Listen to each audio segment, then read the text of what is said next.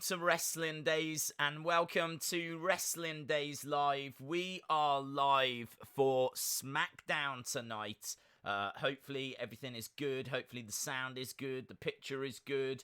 I have to keep saying this now because there's a whole new way of setting these streams up. YouTube has actually changed a lot of things behind the scenes. So now there's a completely different way that you do streaming, and I'm really not used to it. You literally just press a button that says go live, and you just have to kind of keep your fingers crossed that everything's okay. It is so weird. I don't really like it. You used to be able to like preview the stream so that you could check the picture, you could check the sound. There might still be a way that you can do that, but I haven't found it. So, yes, here we are. Well, hopefully we're live. Hopefully we're streaming. Hopefully everyone is well. Hello. I've got people saying hello in the chat, so I'll take that as a very positive, very good sign. Hope everyone is well.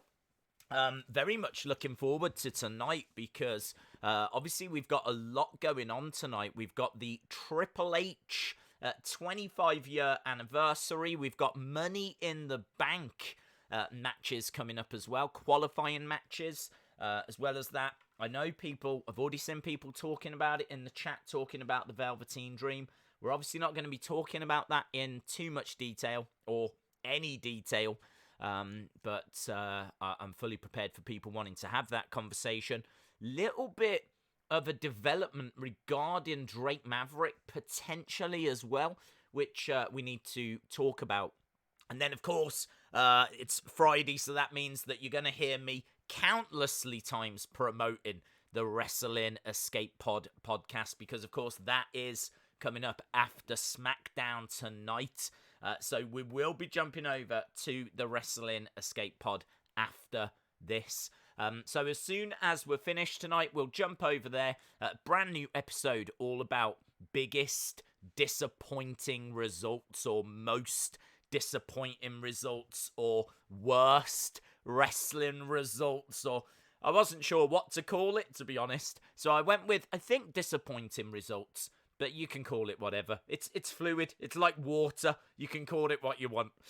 Jonathan Nymela says Hulk Hogan versus Fiend SummerSlam 2020.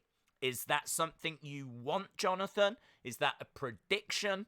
Is that a spoiler? Do you work for WWE? Are you Hulk Hogan? Are you the Fiend? I don't know, but let me know. Like, what that is. What is that comment? Is that something you're hoping for, Jonathan? That's what I think you're hoping for. Days, are you in Orlando? Yes, Tony. That is why I've got an empty performance center as my background right now. I am sat here in Orlando. I like to pop down every Smackdown. I pop down and just watch the show live. Just makes the watch-alongs a lot easier.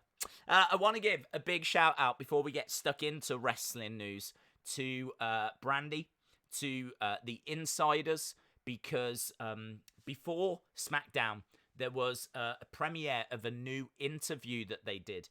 And they did this interview with one of our community members that you won't see in the chat all that often. They like to just sit back, relax, kind of listen along, more so than actually be active in the chat. But it was brilliant. Absolutely brilliant. I mean, like, it wasn't just brilliant. It was humbling is the word I'm going to use. Mind-blowing is the word I'm going to use. If you've not heard that interview, and I know that many of you will have, because there was a lot of people over there. It was great to see this interview. You've got to check it out. You've got to check it out. Brandy is just so positive about wrestling, and just it's incredible. It's uplifting. It's enlightening. It's making me really think about these watch-alongs, and making me analyze them.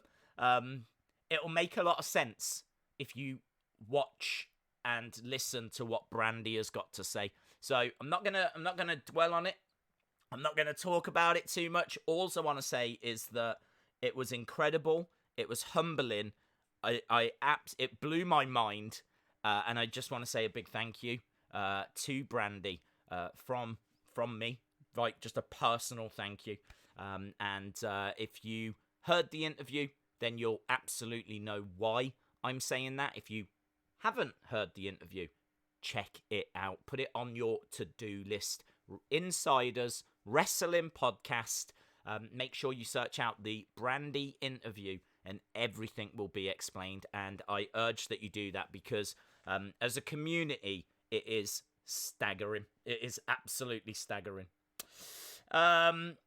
Jerry saying, Days, I loved the Insiders podcast and Brandy. I know, dude. I absolutely know.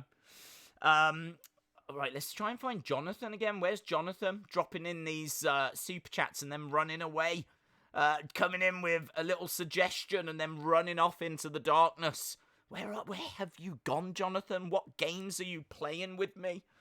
Right, Days, do you mind if I get a shout out? It's my birthday. Oh, shout out to Logic Gaming. Days, why did you leave your hometown of Studtown? I'm the mayor of Studtown, Swamp Manor. What next for Jeff Hardy? Not too sure. WWE God, we need to see when he properly returns, and when he, what his first feud is going to be, and it's really hard right now to predict the future, because, honestly, I don't even know that WWE fully know what they're doing, because there was actually a very interesting interview with Vince, and they were talking about when are we going to get back to live shows, and he doesn't know. He doesn't know when we're going to go back to live shows. He says that they're currently trying to work out how you put a wrestling show on without a crowd. His own words were, this is a very different product. This is a very different show. That's what he said. He said that this was a very different product, a very different show. So they're still trying to work it out. They're looking at more cinematic kind of matches and giving us things like Money in the Bank. But it's so hard to sit here and say this is what they're going to do with Jeff Hardy. This is what's going to happen for The Fiend next. And honestly, it actually comes to a point where I don't even think the conversation is worth it, because there's so many different factors that I suppose in a way I'm just more focused on what's actually happening right now, and what's happening with Money in the Bank, and what's happening with Braun and Bray, and what's going to happen with Triple H tonight, and things along those lines. Because, of course, we've got a whole potential draft on the horizon as well, once we do get back to live shows, which at the moment you would think are probably penciled for July. You would think they would be penciled in, because that's certainly what the schedule, the taping schedule, takes us up till the start of July. Now, yes, they can expand that, or they could start giving us live shows. The Performance Center is WWE's Impact Zone, says Willow, Minecraft, and more. Zykomi said, can The Fiend versus The Undertaker co-main event SummerSlam? Again, could do. Days, the bots deserve a dirty deeds. Oh, hello, we got some bots around of me. I can't see them at this stage, so they're staying away from me. Sean Ross posted a 10-second video clip of an interview with Deonna Purrazzo and her record in WWE outside of the Mae Young Classic was quite funny. That she laughed about it. Check it out if you can, says Joseph. What do you mean, her record in WWE outside of the Mae Young? Do you mean like her win-loss record? She was a very talented wrestler that didn't deserve to be let go, but I have seen her appearing on a few different interviews and podcasts, kind of talking about, what the future's going to hold, and I think she very much wants to go to AEW or Impact. So, nothing but the best. I wish nothing but the best for Deonna Purrazzo. Days, can you turn the mic up a little bit? Oh, man, what? I don't understand. I keep turning it up. Every time someone says turn it up, I do turn it up a touch. Vince on commentary for Fiend versus Hogan at SummerSlam 20. says Jonathan. Jonathan's just lurking in the shadows, being a little troublemaker at the moment. Coming in with these little super chats, just really random thoughts, which is fair enough. Fair play to you. Days, did you get my DM on Instagram? I am never on Instagram, Dylan, so right now, no, is what I'm going to say. Robin says the mic is fine. Okay, cool. What do you think about Triple H tonight? I think that look, tonight, let's go through tonight, shall we? Again, I can see there's people joining us all the time. So we do have a new Wrestling Escape Pod after, which is going to focus all about disappointing results. Tommy should be in the chat over there as well. So come and hang out with me and Tommy over there. So that's coming up after. We just heard a brilliant interview with one of our community members, Brandy. So big shout out to Brandy. Loved the interview. And again, as we've already said, check it out, or write a note, make a note that you need to go and check it out, because it's absolutely brilliant. In regards to tonight on SmackDown, we've got Triple H's 25-year anniversary celebration. Absolutely fantastic. Can't wait for this, because I think there's so much potential. Like, they could bring out Shawn Michaels. We've already seen The Rock delivering a nice little video message on the bump. They may play that tonight, a little video message from The Rock. But if you think about all of the history of Triple H, there's so much stuff that they could do. Even Vince could come out, or Steph could come out, or there could be like a little video message from Vince. I think would be really nice, unexpected as well. So I think there's a lot of potential for tonight's show.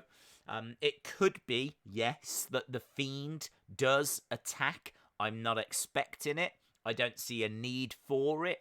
I think that right now the story is Braun versus Bray. I don't feel that we need The Fiend to attack Triple H. The only thing I would say is it seems to be Braun versus Funhouse Bray. So could that mean that we actually get Triple H versus The Fiend as a separate match at Money in the Bank? Like, imagine that match. There's a lot of people, myself included, that are just, keeping an eye on Triple H, wondering if he's going to announce himself as being, part of the Money in the Bank match. Because, of course, he has climbed that corporate ladder, and he will know the best and quickest way to get to the roof. But does he really want to be champion right now? Does he really want the hassle of running NXT and being the WWE champ? I'm not sure. I'm not sure that he does. So I just wonder. I just wonder, could it be that we get Funhouse Bray versus Braun for the title, but you get The Fiend versus Triple H? Let's see. I don't know. Those are my thoughts being spoken out loud. DJ B Tazzy says, Days, just wanted to say hey to you and everyone at the same time. Looking forward to tonight's stream. Also, for everyone that hasn't, please listen to the Brandy interview on the... Look, do you know what? I love that, because I love that. I love the fact that you are hearing not just from me now. Like, you're hearing not just me and my voice saying, check out this interview. It's really special. You've got to listen to it. You've got community members now. DJ B Tazzy jumping in saying, check this interview out. I know. What I will do is I will actually add that interview onto the Wrestling Days community tab. That should somehow send it out through like the Wrestling Days channels. It's not something that I do all that often. I never use that, but man, this is special. Special occasions call for special action, and this is special action. So yeah, I'm gonna try and find a way of doing that. Let's put it that way. DJ B Tazzy shout out to you. I'm going to, of course, put a thank you to you down at the bottom. So thank you, DJ B Tazzy. Incredible, dude. Incredible. In fact, I'm going to put the thank you for Jody in as well, because I've already just spotted that our great friend Jody Gilly, who Brandy was full of praise for as well, has been kind enough to stop by. So that was DJ B Tazzy. William Hensey says, Days, all the super chats need to be a birthday gift to see wrestling from us in chat. Well, we're going to do a See Wrestling stream tomorrow. So stop by tomorrow and we can certainly look at that. Tomorrow is, I believe, See Wrestling's birthday. And it's going to be also a watch-along for the final WCW Nitro, which is something that See Wrestling has wanted to watch for quite a while. So we've got streams all weekend as well. We've got Smackdown tonight. We've got the final WCW Nitro tomorrow. We'll do some on the Wrestling Escape Pod channel as well on Sunday. And then of course Monday we're back at Raw. So loads of streams still coming up. But yes, a very special one tomorrow. Jody Gilly says, even though I'm not a mod, I still love you and I will always support you. Get more data. Data has been gutted. I say Fiend attacks Triple H. Okay.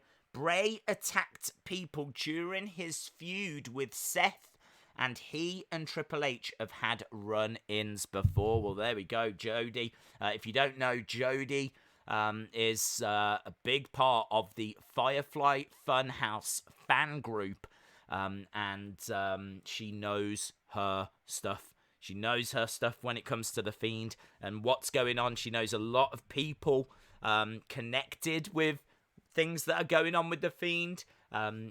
She's got those connections through that Firefly Funhouse fan group. So if Jody is saying that she thinks there's a connection, let's not rule anything out. So keep eyes on that.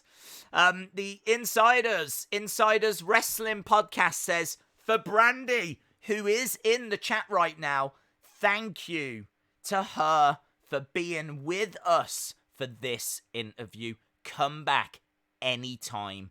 You're amazing. How incredible is that? How incredible is that? So all you've got is, all these different voices just constantly saying, check that interview out. Listen to what Brandy has got to say. You can see how much it has touched people that heard that interview. I was actually a little bit late setting this up because I was still listening to the interview over there. I'm really sorry to anyone that was waiting a couple of minutes. Like, I was meant to start at 5:02, and do you know what? I'm not sorry. It's absolutely brilliant. You need to check it out.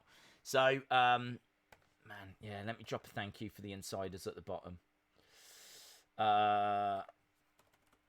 Thank you. Insiders. Boom. Yeah, it was brilliant. It was absolutely brilliant. I tell you what, this is just turning into a Brandy love fest. That's what we've got right now, and I am so here for it. So here for it. Right, there was one that I wanted to go back to. Where is it? Where is it? I think it was from Jim Gore. Hello, Jim Gore. How you doing? Jim says, where is Jim? Jim says, the music played during Drake Maverick's clip on NXT was ridiculous. Jim, let me give you this quick Drake Maverick update. Now, this was sent to me by Cal W, right? I lost my mind on Wednesday. I was still angry on Thursday. I'm settling down a little bit more about it today, but nothing has changed. Like, I'm still fuming about the whole Drake Maverick thing. But Cal W has actually sent, I think it's from PW Insider. I'd have to double check where this has come from. But the latest reports are that Drake Maverick has not re-signed with WWE. The latest reports are that everything we saw on Wednesday, him being interviewed after on the YouTube channel, him being interviewed after he'd lost his match, sitting on stairs with his head in his hand whilst they're asking him, about all this stuff. Byron Saxton saying things on commentary like his fate hangs in the balance. Can I just remind you that WWE have fired a person, fired a man, and are now presenting his struggle as entertainment on their show. It is so beyond disgusting. I genuinely don't know what to do with Wednesday nights right now. I genuinely don't know what to do, because I cannot believe that any company would do this. Because the latest reports are, like, from those dirt sheets that have got sources and connections, he has not re-signed. This is not a work. No, I don't know the truth on this, and I don't want to go down those roads because I just can't even begin to get my head around what is going on. How a company legitimately fires someone, allows them to work a few final matches, and has the nerve to do what they're doing right now makes me sick. Honestly, makes me sick. So, I just can't. I just don't know. I don't know. And if they've got plans to rehire him, to put those plans off for entertainment purposes, I'm not going down those roads. I'm really not going down those roads. So, Jim, just to wind you up a little bit more, it seems like the music that's playing in the background of, they showed his emotional Twitter video on NXT. They added sad music to the background of it, and apparently he's still not rehired. It's I just can't even. I cannot even. Why though says Sergeant Slaughter just followed me on Twitter. Shout out to you. Why though? Jody says yes. Shout out to Brandy for her kind words. Would love to have her on Abby's window to discuss Bray theories. Oh, you've got to do that. You've got to do that. Where I just saw that she was in the chat. I want to just go back and just read her message. I know that Brandy is someone that just likes to sit and join in with the community, like listen along and everything. So there's no pressure on her to be typing away and chatting away. But it's brilliant that she can see that there's all of this support and love for her. You've got to hear that interview. It'll make so much more sense once you do, if you sat there going, what is this conversation? I can't find it. I tell you what, the chat is absolutely on fire tonight. There's so many people around, which is brilliant to see. Absolutely brilliant to see. Well, look, I briefly saw that comment from Brandy, and I know it was just nothing but positivity, and I would love to hear her on a future Abby's window. So let's get that ball rolling. Absolutely. Coaster Maniacs. Dude, stop, please, stop. Coaster Maniac says, shout out to the insiders. What an interview that was. Happy birthday to C Wrestling. Love to everyone. Can I just tell you that I have spoken to Coaster Maniacs, and Coaster Maniacs is just one of the nicest people I've ever spoken to, and I'm not just saying that because we sat down, we spoke for over 2 hours on Skype, just chatting away, and like I'd actually put about half an hour aside because I had a video that I was editing at the time things that I was doing, and a stream that I had to set up.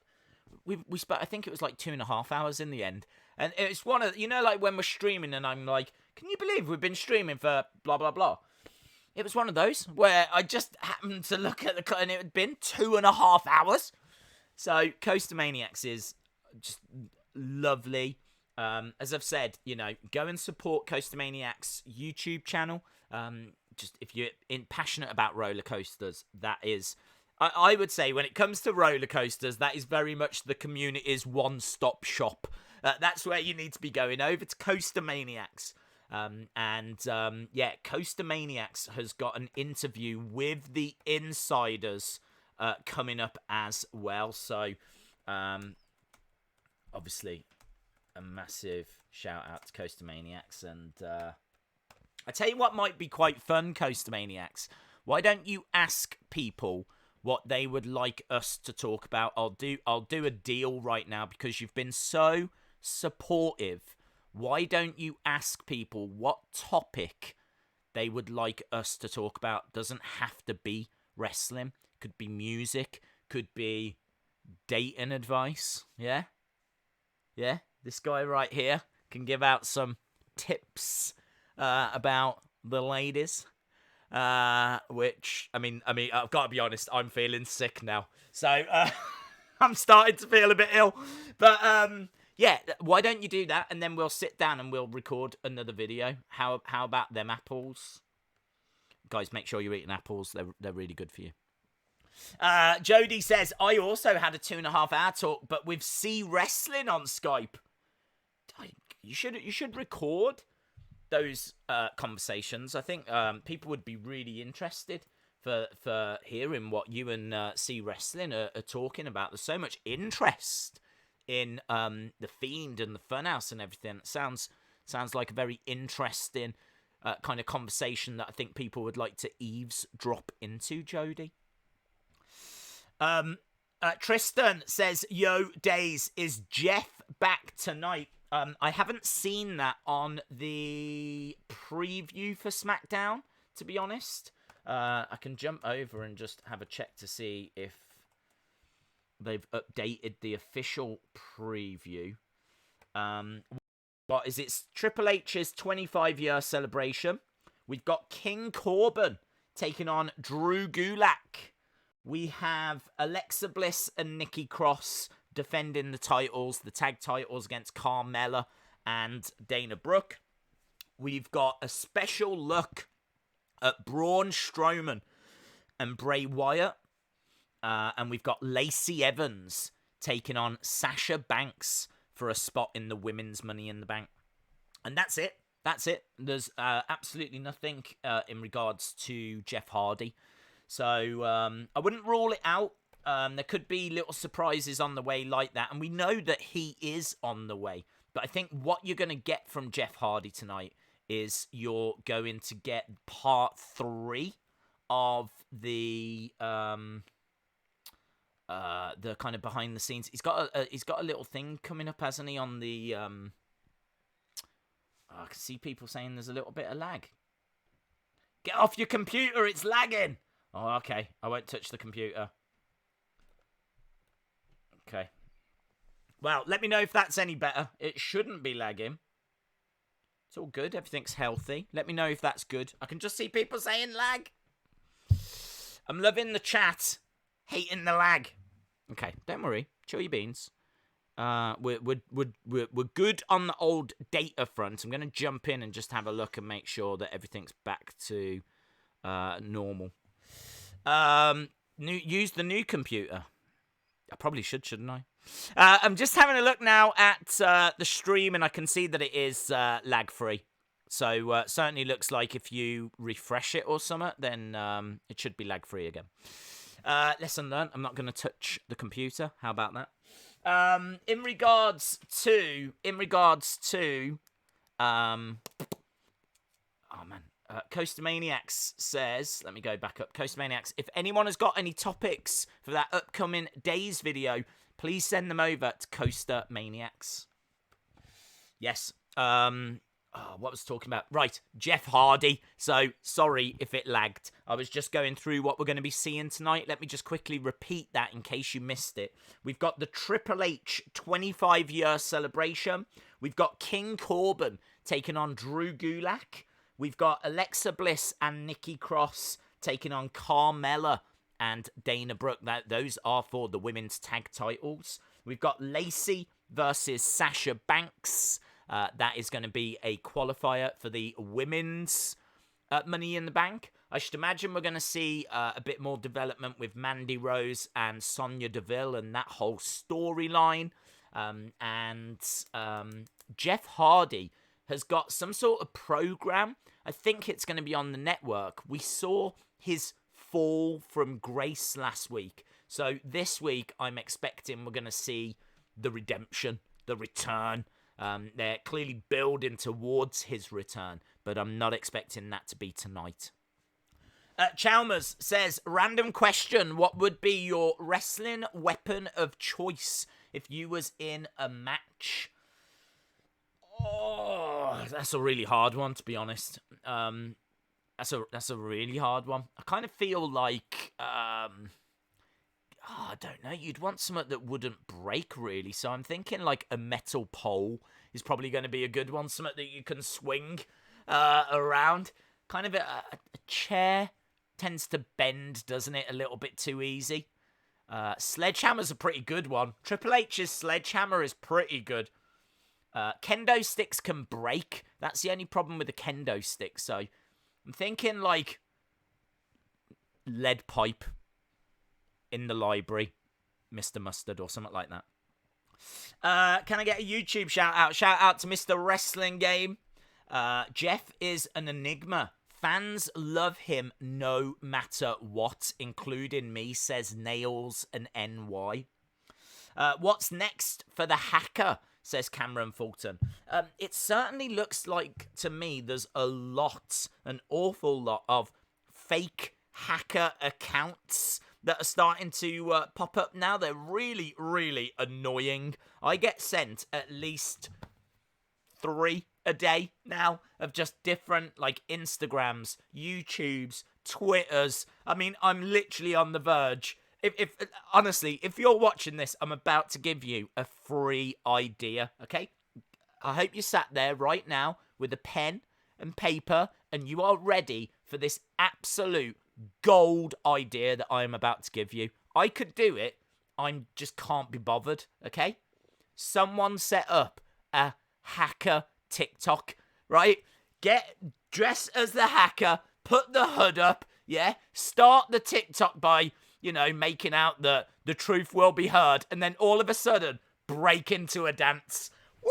Break into, like, this dance or something, and just call it the hacker WWE TikTok account or whatever it's called. That people will flock to that. They will find it funny. You will be super popular. I would do it if I could be bothered. I absolutely cannot. So, there we go. That is a project for someone out there to use to make a name for themselves. Because, honestly, all I'm seeing are just fake hacking accounts now. And it's super annoying. Tyler, shout out to you, Wrestling Days fan. Shout out to you. Jerry says the Sting bat. That's a really good shout. Insiders Wrestling Podcast says we're now at over 500 subs. Thank you all. You guys rock. Thanks to Days as well for believing in us. Can't wait to see what the future brings.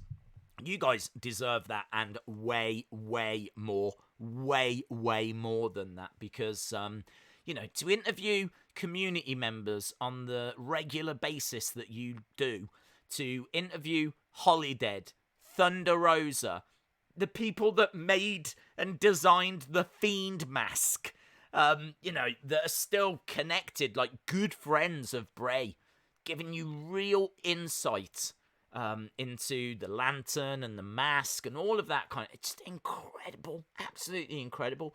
Like, the work they've done, they've worked so hard, they absolutely deserve that, and I can't wait. Don't forget, those guys cannot earn any money until they reach 1,000 subscribers. So if you're not subscribed to the Insiders Wrestling podcast, that is our community podcast. Make sure that you do.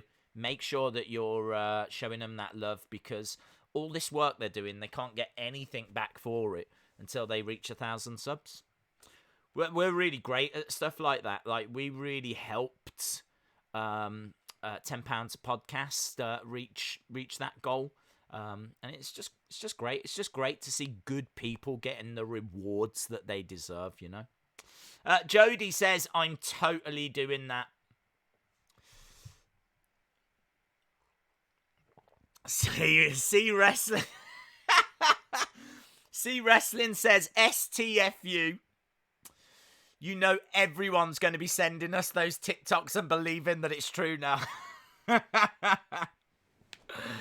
you know what, though? I'd rather at least be getting sent that than people believe in these fan-made ones. So, yeah, I know, bud. Yeah, I know. What do you call an apple with a short temper? A crab apple. Oh, there we go. A Michael moment. Shout out to Michael Reed. Shout out to me, Summerfield. Hope you are well. Shout out to Man United fan. Shout out to Coaster Maniacs as well. Looking forward to seeing what people come up with in regards to what topic we're going to tackle. If you are just joining us, we've got the Triple H 25-year celebration. We've got King Corbin versus Drew Gulak. We've got Lacey Evans taking on Sasha Banks. We've got a women's tag title match, which is going to see Alexa Bliss and Nikki Cross taking on Carmella and Dana Brooke. We spoke a little earlier about Drake Maverick, and latest reports are he still has not been re-signed. The Velveteen Dream thing, I'm just going to mention it so that it's out there. I did a video on it so that we don't, if anyone does jump in and ask about it, we can just point them in that direction. There is one thing I want to add, and I wasn't even going to mention this, but I do feel like I need to mention it. He has come out on Twitter and said that he's denied the allegations, basically. I wasn't able to include that in the video earlier because he hadn't come out and said anything. But since that video was uploaded, he has come out and denied the allegations. So, yeah, I just think it's very important for me to get that out there in some form. I have put it in the description of the video. I have put, I changed the thumbnail. I added it to the title. I put it in the comments as well. So I've tried to get it out there as much as I can, that he has publicly come out and denied the allegations. But yeah, very, very serious stuff going on there. Swamp Manor says, Days at SummerSlam, could Sheamus take on Cena for the IC title? Swamp Manor, yes, he could. He also might not, but there we go. That's the wacky world of wrestling. Anything could happen. Hello to famous KJ Carter. Let's go up to Hayden Garrett, who says, hey Days, how are you doing? I am very good, thank you, Hayden. Hope you are well. Cameron says, Gary Cassidy, yes, that was an excellent interview, and the Brandy interview today was excellent as well. Mr. Thomas says, hi Days, I'm finally here. Shout out to you. The Insiders just got a new subscriber, says Dysfunction. Shout out to you, my friend. Thank you for that.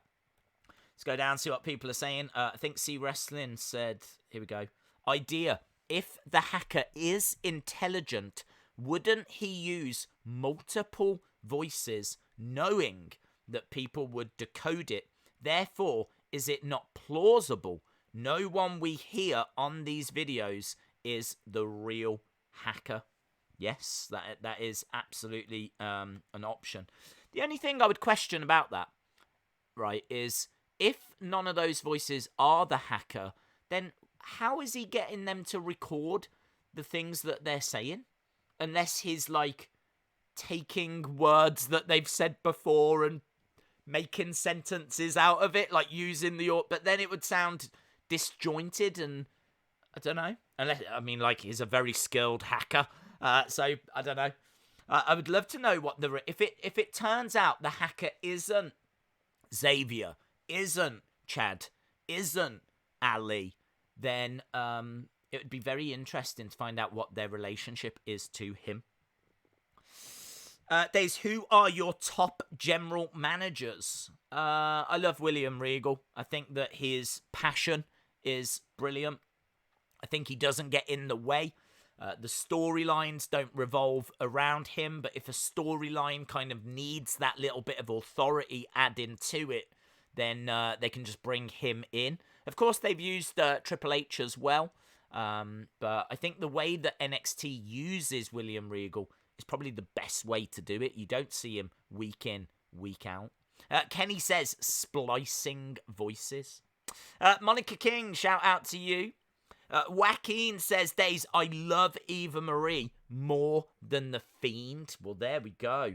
I mean, what also I would say, Joaquin, is definitely try and get some help. I mean, see if you can talk to someone. There's a lot of professionals out there that are going to help you through this hopefully just a phase that you're going through. Yeah, once lockdown ends, definitely see if you can seek some medical advice.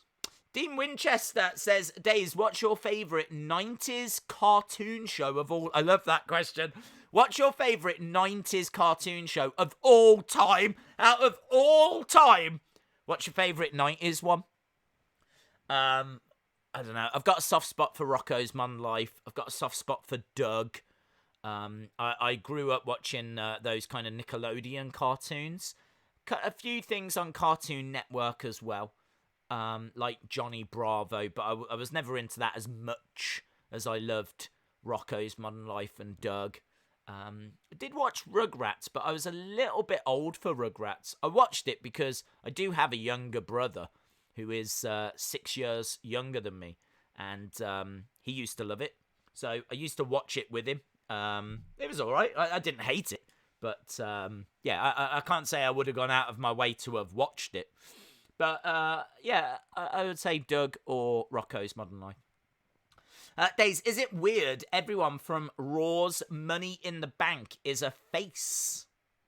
I hadn't thought about it, to be honest, but, I suppose that is a little strange, a little bit peculiar.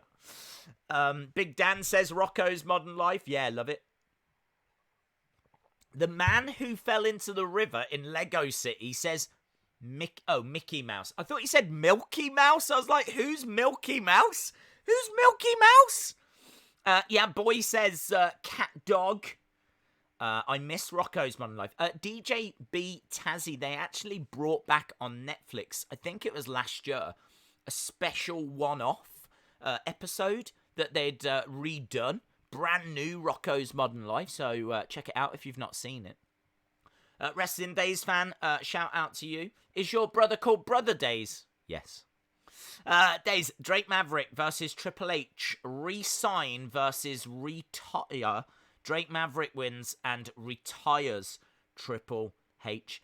I mean, Dylan, the problem I've got is that we're mixing real life with storyline. Like, they really have fired Drake Maverick. Drake Maverick really... has lost his job. I mean, seemingly that's what's going on. He's lost his livelihood, and seemingly that a very emotional video he posted on Twitter could be real. I mean, the fact we're sitting here like saying they should do I'm not having that conversation. There's no way that this should be part of a storyline. It's horrific. Courage the Cowardly Dog. What's that from, Monica? Is that its own separate thing? Why is that not resonating with me? Courage the Cowardly Dog. An American anime. I have never seen this in my life. What was this? What's this? What's this on? Where was that shown? Did you make it? I don't know what it is. It's a horror. It's a horror thing. I have never even heard of that in my life. How about that? Does that blow your mind that I've never even heard of it? Not that I've never seen it. I've never even heard of it. I don't know. I don't know if we ever got it. Maybe we did in the UK, but it was never on a channel that I was watching. Diz says, what's your favourite WWE superstar? I would have to say Asuka. I do love The Fiend as well. That's well documented. But I do also think there's been a few missteps with The Fiend. I mean, look, there's been missteps with Asuka as well. Yeah, those would be my top tier. Let's put it that way. It's from the Cartoon Network. It's the best show ever, says Jake. Oh, okay. They are just toying with Drake. It's cruel, Dylan. It's cruel. Nail says, I used to watch it, Jake. There's a channel on YouTube that uploads Celebrity Juice and Bake Off. They might upload it. Courage was the best show ever, says Ryan. Wow, I tell you what. First of all, this stream was just full of love for Brandy. That hasn't gone away, but now we're bringing in love for Courage the Cowardly Dog. We really do go all over the road on these live streams. There's no telling where we're going to end up. Days, I'm from the UK. It was on Cartoon Network, says Henry. Oh, okay. Well, I never saw it. I'd believe you. I believe you, but why? How did I? Maybe it was on at the same time as Rocco's Modern Life. I mean, nothing was getting in the way of Rocco's Modern Life. Ren and Stimpy was cool, but it was so weird that it freaked me out as much as it entertained me. But yeah, Ren and Stimpy was cool. Beavis and Butthead I always watched, but do you know what? As a kid, I would watch Beavis and Butthead, and I had no idea about not one video that they showed in that show did I recognise the song, recognise the band, or even as a kid realise was a real video.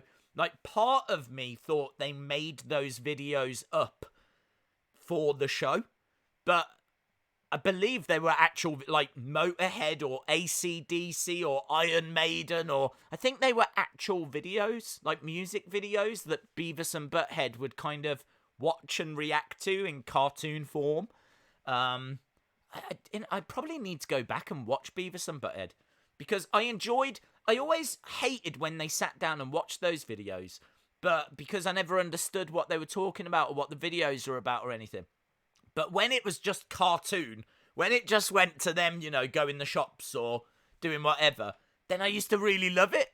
So I would mention Beavis and Butthead, but I think I'd get more from it now. Now that I kind of, we're all a little older, aren't we? A little wiser. Monica King says it was Cartoon Network and it was horror comedy. Well, there we go. Jimmy Crane says Raggy Dolls, Morph, and Rock and Wrestling were my faves. Raggy Dolls. I remember Raggy Dolls. How about this? Let me grab. Look at this. This was, I think this is 80s. Look at this. This. I'm going to have a look to see if you can see it. It's a DVD of a cartoon called The Shoe People, right? And it's basically just shoes that are like people. And I think that's all of the episodes on there. And I think this is from the 80s. It's for youngsters, right? Make no mistake about it. It's for youngsters. It's for young kids. But that's the kind of thing that I was watching when I was like really, really, really young. And what's really special about that is it was all drawn and created in the little town that I was from, in Stourbridge. In Stourbridge, that's where the studio was, and I used to see it. Used to have Shoe People written on the outside of it. Imagine that. It's just a little town, like in the middle of nowhere, like miles away from big cities.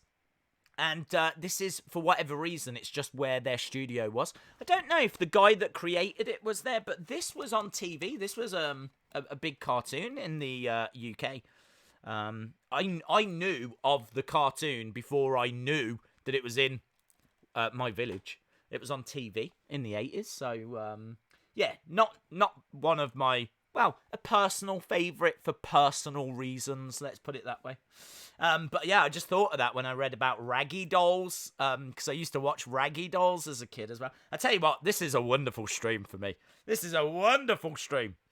Ren and Stimpy, Ed, and Eddie, Basil Brush. I mean, we're really going off. Shoe people are heels, says Tony. Oh, it's proper. Look, if you was to go onto YouTube and search for the Shoe People, you'll see that it's not aged well. Like, the colours aren't vibrant and anything like this, you know? It's an 80s cartoon that very much looks like it's from the 80s, but it was all done in Starbridge, and I have a sense of pride. Shane STS 2004 says, would love to shoot a conversation with the insiders. Congratulations to all, and of course to you, Days. Favourite 90s cartoons, Voltron and Thundercats. Thundercats was cool. Jim, Power Rangers was a little bit after. Hang on, let me go back. Shane STS 2004. Get in touch with the insiders. If you get in touch with the insiders, they will absolutely love to hear from you. Rude Boy says Keenan and Kel was the best show. It was amazing. So was Sister Sister. Love Sister Sister. Love Keenan and Kel. They were absolutely awesome. Jim asking about Power Rangers. It was just a touch after my time. Again, my brother was really into it, but yeah, I just kind of passed me by. Anna Dawes says, for all the UK fans of a certain age, Jamie and his magic torch, I remember that. Chorlton and the Wheelies and the Flumps. Chorlton. I don't want to get sucked into this now, but I feel like I know that. Chorlton. Chorlton? It's a place. It's got a water park. Chorlton. Let's have a look. Chorlton. I think I'm having a breakdown. Chorlton cartoon. Here we go. That's terrifying. That is. I have never seen that. Oh, I don't even know if I can even show how terrifying that the image is. It's like something out of the Firefly Funhouse. What's it called? Fenella the Witch. Here we go. Fenella the Witch. It's this grotesque little... I don't know if it's made of plasticine, but it's like a witch with crooked teeth and a green face and a fez. It's wearing a fez. I don't know why it's wearing a fez. But there we go. That was the first image that I came across. So thanks for sharing that with me, Anna Dawes.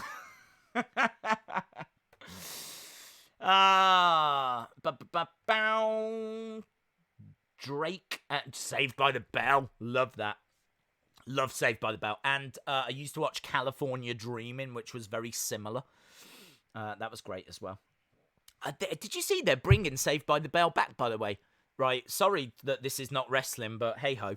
Saved by the Bell is coming back, and it's got Slater as a teacher now, but they filmed it different. It feels a lot more like Dawson's Creek.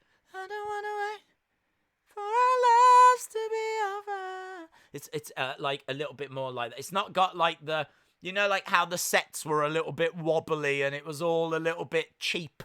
It feels like really well produced now. There's people saying it might have lost its magic. I'm still gonna watch it, but yeah, it's on its way back. On its way back. Rosie and Jim. Miss Clown 1, that was filmed all around Birmingham and around the West Midlands, and it actually goes to like Merry Hill Shopping Centre and all this, and that's like, Merry Hill Shopping Centre is pretty much where I grew up. We would go there like every week to do our shopping and everything, and I worked there. I actually worked in Merry Hill Shopping Centre as well. Oh, so good. Days, have you watched Rugrats? I have. Lion King is my favourite movie. It's very good. I remember having not seen it as a kid because we didn't go to the cinema that much. And it was about 94, 95, and I was in a supermarket and they had a TV screen up and they showed the clip where the dad lion dies. And I remember just standing there with a little tear running down my face. It's just like, ah. So, if you've never cried in a supermarket, you've never lived. Days, should Jeff Hardy get another world title run? I don't know. It's difficult to say that he should because he's so unpredictable, you know. He's so unreliable. That's the word I was looking for. I think he needs a sustained period of time where he can show that he can be reliable, but clearly WWE see value in him. So, Jody says, Blast from the Past, Play Days, and Button Moon. I used to love both of those. They're real blasts from the past, though. You're talking very young on those. The Dad Lion, yeah. I don't know his name. Mustafa, thank you. Yeah, the dad one. Oh, that was sad. Have you seen Mr. Ben? I've seen a few things, but not loads of Mr. Ben. That was a bit before my time. Days, guys, how are you doing? I'm not happy. And that Rodrigo announced yesterday he is extending our lockdown till May 15th. I think a lot of places will, but you won't be alone on that. Chalmers says the UFC 249 card looks amazing. Dude, you are so right. That UFC card is stacked. I know a lot of people watching this maybe aren't fans of the UFC, but it's been away for quite a while. We've been starved of UFC action, and they're trying to bring it back. I think on a fight island. I think they've managed to get an island, and they're just gonna like fly the fighters in, do the fights, and then fly them out again. Like it's absolute James Bond level madness. But they're doing this fight island, and the card is stacked legit. There's at least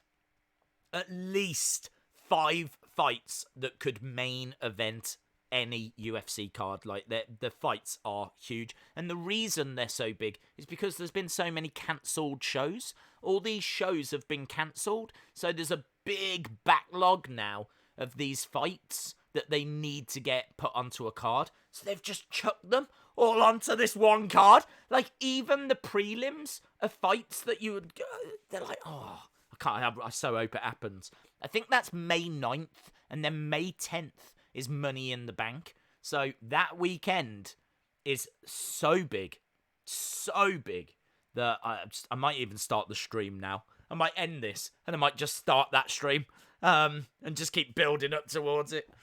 I can't wait. Super stacked, says Chalmers. I agree.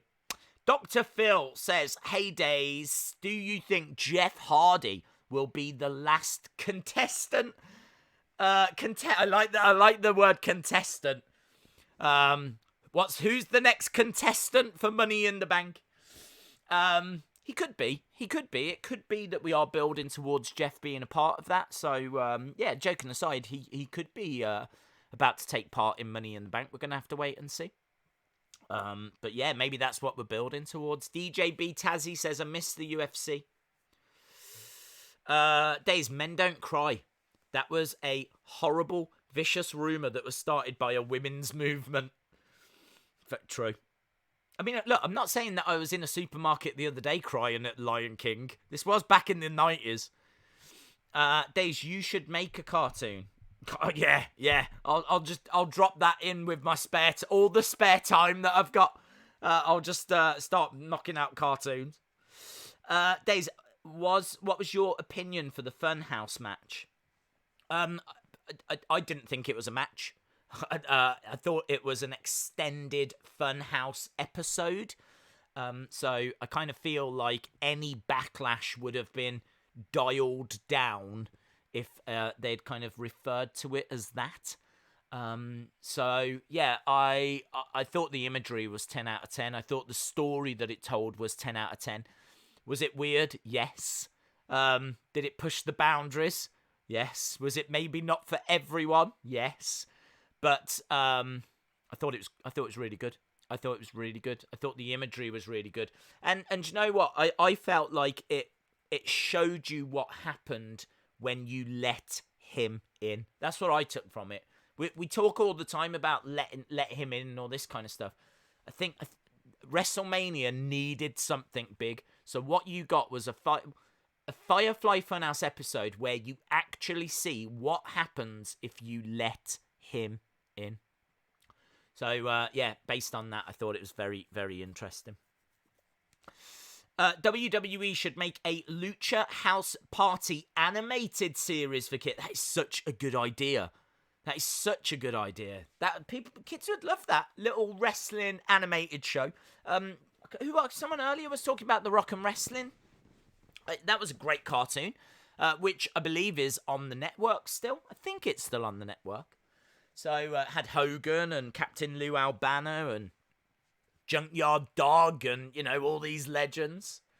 It's great that you can go back and watch that. Have you seen Xavier Woods arguing with a fan on Twitter? No, Celebrity Edits, I haven't. No, what's all that about? I have not seen that. What was it on? Let me know. Drop it in the chat. We are literally a minute away, my friends. As you can tell, we are a little bit all over the shop today. We're talking about cartoons. Do you know what? It doesn't matter, does it? We can talk about whatever. We just go wherever the conversation flows. If people want to talk about Money in the Bank, we talk about Money in the Bank. If they want to talk about 90s cartoons, we talk about 90s cartoons. Who am I to stand in the way of what the community wants to talk about? Right, we are building our way. Very good results, by the way, from WWE. I don't know if you saw the breaking news video, but their revenue is up 60% versus last year, but it only includes January, February, March. So, of course, all the impact of Corona won't have been felt really by that point. So the next update, the one that really deals with April, is going to be a very interesting one. You should see the Sami Callihan, Ken Shamrock from this past Tuesday. It was very interesting, says Jim. He is the king. Jimmy Crane says, why did Simba's dad die? Because he couldn't move faster. Move faster. Very good. I mean, you are bringing back some awful memories, Jimmy Crane. I mean, I did shed a tear in a supermarket. It was an Asda in Briley Hill, if anyone wants to know, so. Right, we're starting with a little video package of Triple H. Tonight, Triple H 25th anniversary. And of course, they've just released a new belt, and like a commemorative belt. Looks very similar to the Attitude Era belt. Like Big Eagle is what I always refer to it as. But it's got a different shaped faceplate. And I think there'll be an advert for that. They've released some t-shirts as well on WWE Shop to honor the fact that it is 25 years. Even Vince McMahon sent a little tweet out saying that 25 years ago, little did we know how much Triple H would change the game. Sean STS 2004. Shane STS 2004 says, Days, probably an idea already. You should have a contest to win a meet and get a chance to talk wrestling for a bit. I would buy into that. It would be a blast. That's a good shout. That's a good shout, dude. That's the kind of idea you should throw over to the insiders. Well, I mean, you've thrown it on here and they will have seen it. This is great. Triple H tonight. They've just got a few images of old Triple H characters in the background, including Hunter Hearst Helmsley. We got Lacey Evans against Sasha Banks tonight as well. They're just showing a little video package for that. Elijah says Triple H is going to enter Money in the Bank. Anador says, I shop in Asda in Briley Hill every week. Dude, if you go over to their media bit over against the... I don't even know if it's there anymore, because they've probably had a move around since the 90s. But that's where a young Days shed a tear for a cartoon dad lion dying. Right, New Day. Did you happen to see Days crying at the Lion King whilst you was there, Anna? Shout out to Vegan. Vegan Strong Style in the chat. Right, New Day making their way out. Well, two of them. We got Big E, we got Kofi. They're not in wrestling attire, so not expecting a match right now. Got tie-dye t-shirts on that I've not seen before in baby blue and pink. And they're going straight over to Corey Graves and Michael Cole. Big E jumping onto the commentary table. Eight time. They're in celebratory mood. It's a big word, isn't it? Can we just get, do you know what I mean? A bit of acknowledgement for how big that word was. Of course, they won the championships in that triple threat last week. New Day promo. Oh, can I say as well, you might remember we had some technical difficulties on Raw, and I missed the Viking Raiders promo. Well, I caught up with it. That thing is crazy. Viking Raiders on Raw, sat in a car, just chatting. Just really weird. Really, really weird. Right, we got Kofi, Big E in the ring. W. Little bit of hip shaking. Can you give my son Benny a shout out? He watches you all the time. Absolutely. Shout out to you, Benny. Hope you are well. Thank you for joining us. Really appreciate the support. So, shout out to you. Hope you enjoy SmackDown tonight. So, shout out to Rick and Benny. Big E says, there's no one here to clap along with you. There's not a soul. 8 times. There's nothing like having our girls back.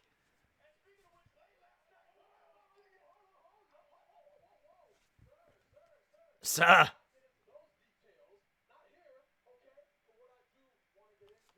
I think the tag division has got no creative direction, says Dylan.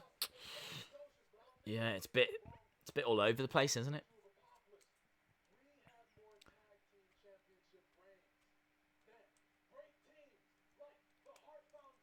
More championship reigns than the Hart Foundation, the British Bulldogs, New Age Outlaws, Demolition getting a shout out. Don't know how Vince is going to feel about Demolition getting a shout out. They're not BFFs, let's put it that way.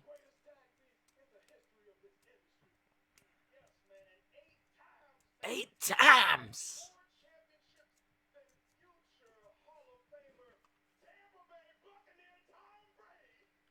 More championships than future Hall of Famer Tom Brady.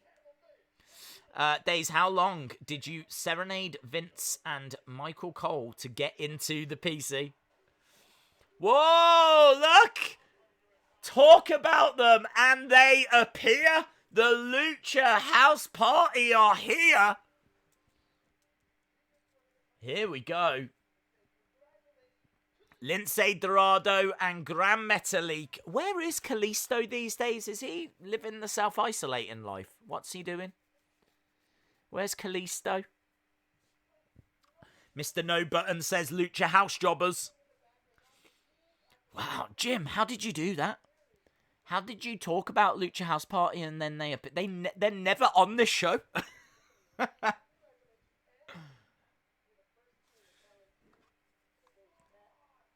They said they want to be the first team to challenge, but here comes Miz and Morrison. Hey, hey, ho, ho.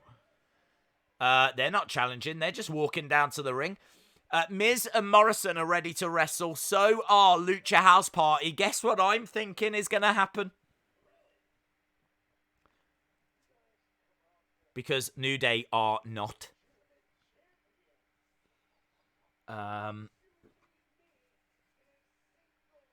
You beat me in a singles match for the tag team championships.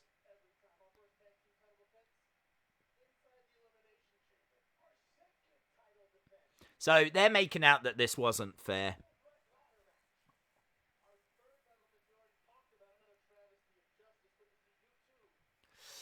Lucha says Loyalty Chisel. Days, do you know the song Wonderwall by Oasis? I may have heard of it, John Lee, about 1 million times. I got What's the Story Morning Glory on the I think the not the day but the week it came out.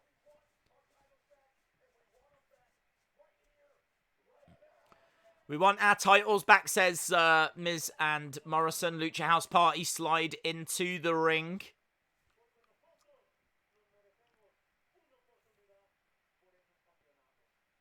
No idea what Grand Metallica's just said. Morrison is translating it.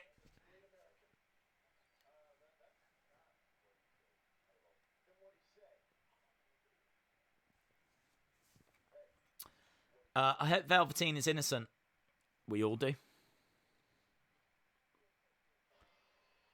Oh, hello.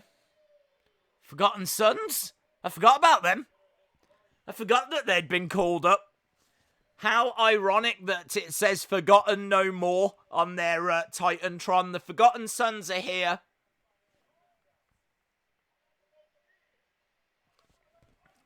Look at this jobber convention that we're starting SmackDown off with.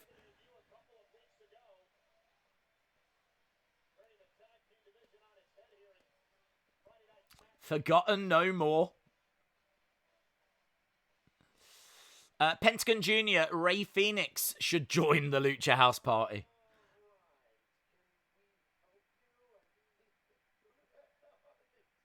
Who the hell are these guys, says The Miz, laughing.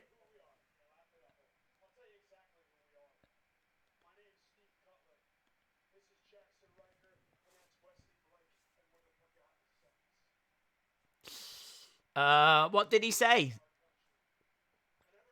He said he prefers AEW.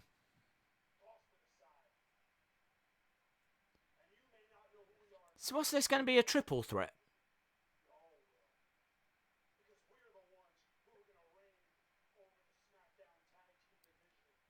We're the ones that's going to reign over the SmackDown Tag Team Division.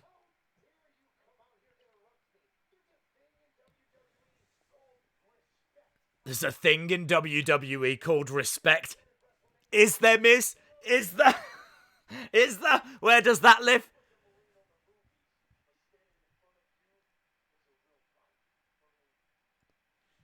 Standing in front of you is a real-life Marine, not just a Marine in the movies.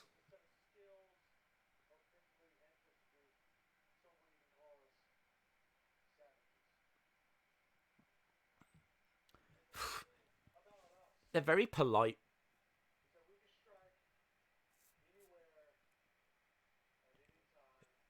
These are the most polite threats I've ever heard. We can strike anywhere, at any time. We got a melee underway right now. The Forgotten Sons. Miz and Morrison are severely underrated, says Dylan. Days, I heard that Vince wants to try and bring some crowd back to the PC, says James Chadwick. I absolutely have not heard that. He says that, they're following guidelines, and if when they can, then, yeah, they'll be amongst the first to try, but I don't think he's actively trying to go against guidelines at the moment. Although with Vince, who knows? Big E is down, and Kofi gets power bombed on top of Big E. Miz and Morrison retreat to the entrance ramp. Luchas are down at ringside, and it is the Forgotten Sons that stand tall over the New Day. I'm guessing that's going to lead to Forgotten Sons versus Luchas versus Miz and Morrison. Hey, hey, ho, ho. We got Drew Gulak against King Corbin coming up as well. Days Andrade formed Los Ingobernables in Mexico, so maybe he forms Los Ingobernables de America. That would be an interesting name, wouldn't it? I don't think they can use it though, because I think they've got it in CMLL under copyright, and I think there's a working an agreement between them and New Japan. So unfortunately, I don't think he can use that name. I don't know enough about it to know that, but it'd be a great name if he could. Days, wasn't Blake in a team before with Murphy? Yes, they were called Blake and Murphy. And they had Alexa Bliss as their manager, in a way. Because, of course, she used to be in a relationship with Murphy. Have you ever heard of Blue Dragon Jr.? I have, but I haven't... I don't know. Let me have a look.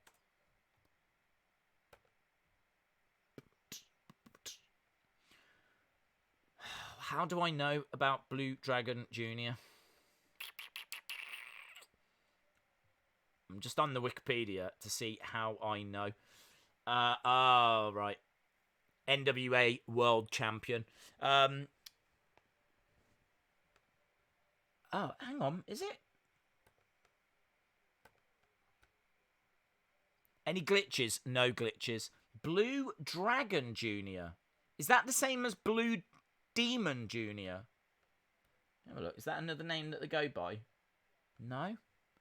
I might be thinking of Blue Demon. Blue Dragon Jr. Let me have a quick look. No, it just comes up with no. Just keeps coming up with Blue Demon Jr. Tell me about Blue Dragon Jr. Let me know. Fill in my wrestling gaps, Mandy. Let me know. Shout out to my boy Dan, who is a big fan of yours. He was the kid dancing to the New Day on Twitter. Hope our friend Drew Gulak wins tonight. Shout out to Dan. Thank you for watching. Thank you for joining us. Really, really appreciate the support, my friends. So there we go. Shout out to Dan. Hope you are well. Amanda Catherine says, one of the Forgotten Sons looks like a super buff Macho Man. That should be his name. That should totally be his name. Super buff Macho Man. That is such a great wrestling name. Super buff Macho Man. Wow. SBMM. Do you play 2K20? I do not. I don't even have the game. When it came out, there was so many glitches and stuff that I thought, well, I'm not going to bother with it this year. I think they've kind of fixed a lot of it, but still doesn't appeal for whatever reason. It just doesn't grab me. Doesn't grab me. Days, I've never watched the full final episode of WCW Nitro, so tomorrow is going to be a lot of fun. Absolutely. I keep getting Blue Dragon Jr. as well, says Ultimate Wrestling Fan. What is the other qualifying matches on SmackDown, asks Jennifer. Oh, no way. They're showing some clips of Triple H from 95 as Hunter Hearst Helmsley. We've just seen him against Aldo Montoya. Do you remember Aldo Montoya? Used to love Aldo Montoya. That was 25 years ago.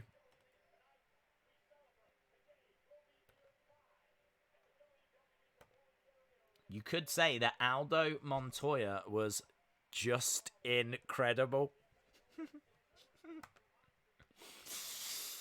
If you know, then you know.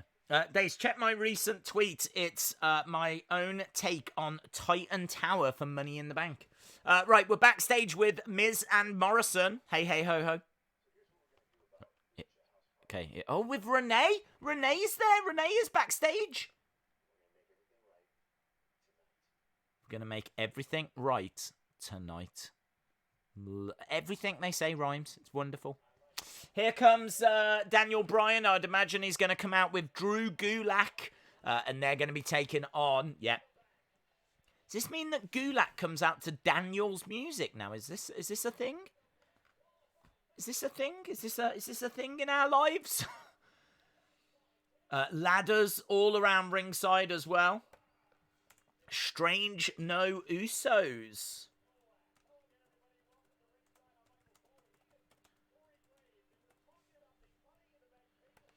Hello everyone, I'm Michael Cole. This is Corey Graves. And we're talking about Money in the Bank. And about the fact that Vince has got loads.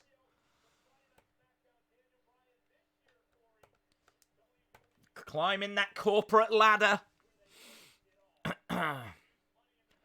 Could you put Triple H behind you? Yeah, that's a good idea.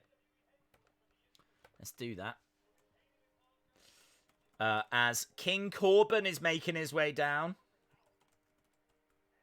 Oh, every time I touch the computer, though, it messes up, doesn't it? So I'm gonna be quick. Doom, doom.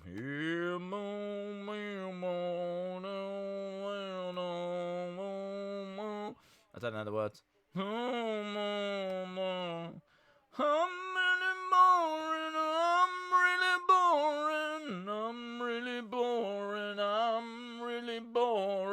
I'm really boring. Miller Lite, what's this? Miller Lite gives you the Miller Lite recap from last Friday of Elias getting brutally beaten up. Apparently, rumours are this is going to lead to an Elias repackage. They're going to repackage him. He's still going to come in an Elias-shaped body, but apparently all his clothes and everything are going to be, like, super different.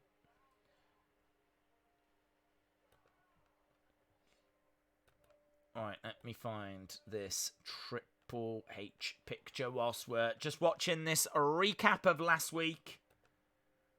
Boom, there he is. What a sexy man. Boring Corbin. Yeah, where am I going? Oh, I'm messing up with the camera. I didn't want to move that.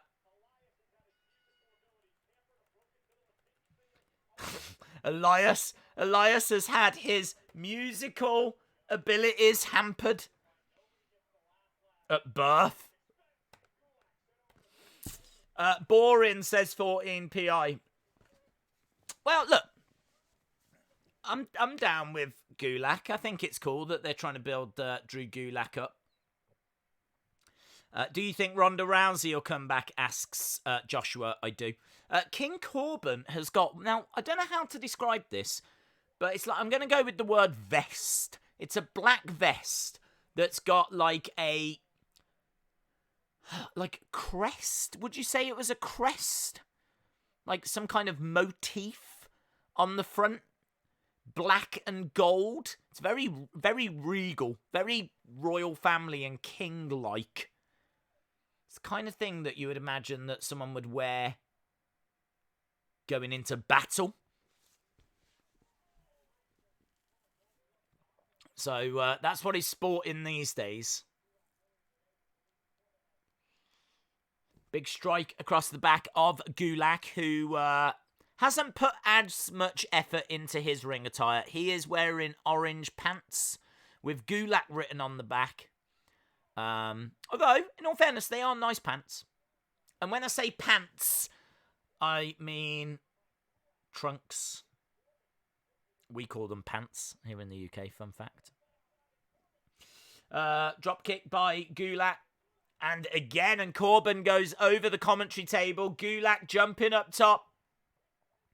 It's all Gulak right now. Coaster Maniac says, I bring the darkness. I am the thunder. I come from hell and I'll put you under. Those lyrics are way too exciting for King Corbin. Drew Gulak is really nice days. You'd have a laugh with him. He comes across like a really great guy. I know that Tommy Toy Travels is a really big fan of Drew Gulak. Money in the Bank is May 10th. Yep, that's a big weekend. Big weekend. Manny says, who is your favourite superstar? I like Bray. I like The Fiend. Of all time, I like Undertaker and Shawn. Days likes Drew's pants. That's confirmed. Breaking news. Spoiler. Liam Costa, shout out to you. I was born in the 2000s, so I don't know many 90s cartoons. My favourite cartoon was Lazy Town. P.S. Don't like the new Triple H belt. It looks cheap. Ooh. Well, I'm sorry, Liam, but you lost me when you said that you didn't know any 90s cartoons. Do you know what I mean? That's like saying I started watching wrestling in the 90s. I don't know who this Andre the Giant bloke is. Come on, Liam. There's so many ways that you can go back and find out about what you missed out on. Be better, Liam. Be a better person, yeah? Mo Jones says, Elias only had music going for him. How the heck are they going to repackage him? Well, it's a really good point, Mo. It's a really good point. I don't know what they're going to do. Do you know what? That's a really good point. How would you repackage Elias? Let me know in the chat. How would you repackage Elias? Isn't King Corbin afraid of 38-foot high buildings? I don't know, Adam. I've never had that conversation with him. Eddie202 says, everyone knows that Days has been chosen. The chosen one sounds great. Any glitches? No, Benjamin. Nothing yet.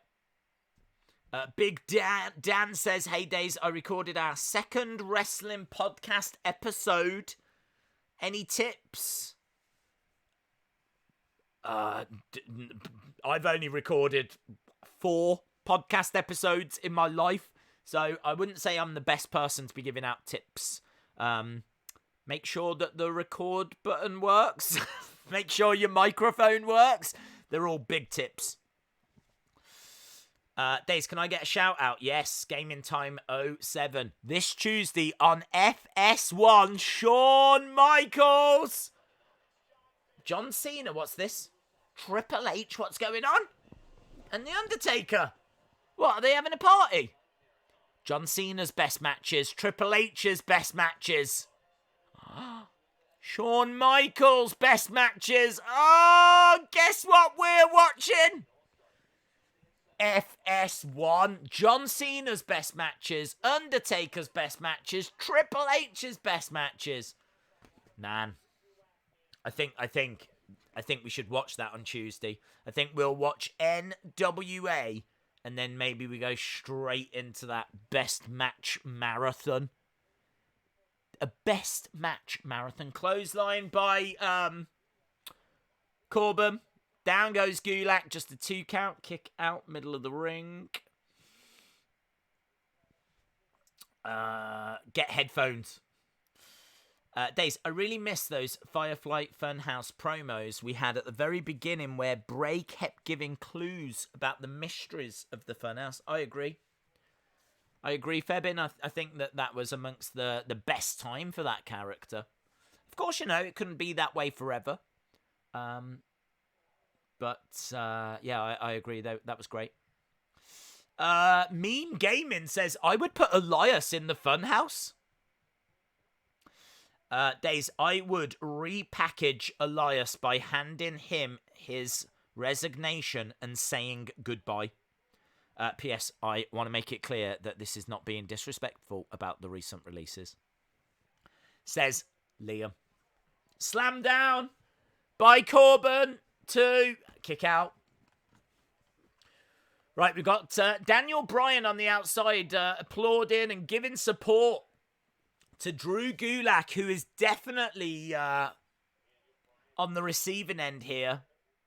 King Corbin stalking him, standing over, grabbing him by the head. putting him into the corner. Ooh, kind of kicked him in the knee. Kind of kicking him in the knee, not the midsection. Couple of shots to the midsection, a couple of shots to the chest as well, and Gulak is down in the corner.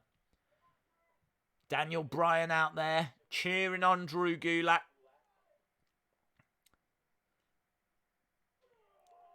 He went for one more kick to the midsection, but Gulak catching the leg. Forearm strikes coming in by Gulak. Yeah, rapid fire. Some slaps coming in. He's driven Corbin back to the other corner. Duck underneath. Drop kick by Gulak. Corbin into the corner.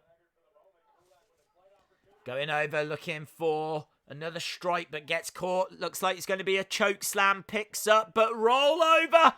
Nice, he's got a pin. Kick out by Corbin. Corbin going over, back elbow by Gulak. Gulak against the ropes. Crossbody, down goes Corbin. 2. Kick out again. Hello, Sonny Wolf. Hope you are well. Daze, what do you think of changing the NXT title with the World Heavyweight Championship? Ooh, that's a good idea. I think if it is a third brand, then that title probably should be a world title. Not just an NXT title. It probably should be a world title. Unless you have an NXT championship, a Raw championship, a SmackDown championship, and then have just one WWE champion. One world title that rules over all 3 brands. That would be cool. Oh, Daniel Bryan is getting assaulted by Cesaro and Shinsuke. They just appeared out of nowhere, grabbed Daniel, hurled him into one of the LED screens. Now they're at ringside. So are they working with King Corbin? Drew Gulak face first. Where's Sami Zayn? Are they not working with Sami Zayn anymore? End of days to Drew Gulak. 2, 3, Corbin wins. Corbin qualifies. Why did Shinsuke and Cesaro interfere? Corbin qualifies. That's the big breaking news. Beta Boss says, when is the match of Dana and Carmella versus Alexa and Nikki? Don't know yet, bud. I'd imagine second hour. Cesaro, Nakamura have grabbed Drew Gulak.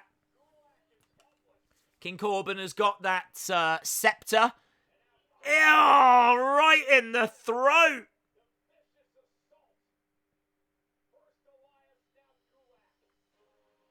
First, Elias, now Gulak. Why is Nakamura and Cesaro with King Corbin? I don't get that. So, here we go. The men's is Rey Mysterio, Apollo Crews, Aleister Black, Elias, and was that Daniel Bryan as well?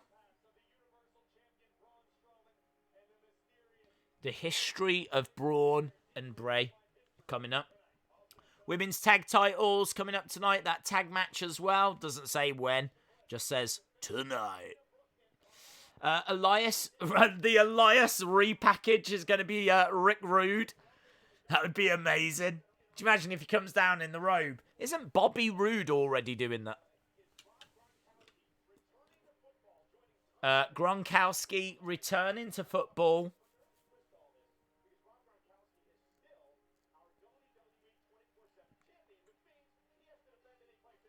He has to defend any place, any time.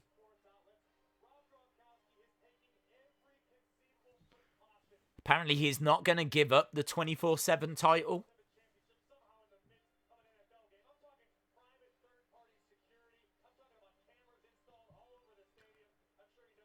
It's madness. It's pretty. In all fairness, it's pretty fun.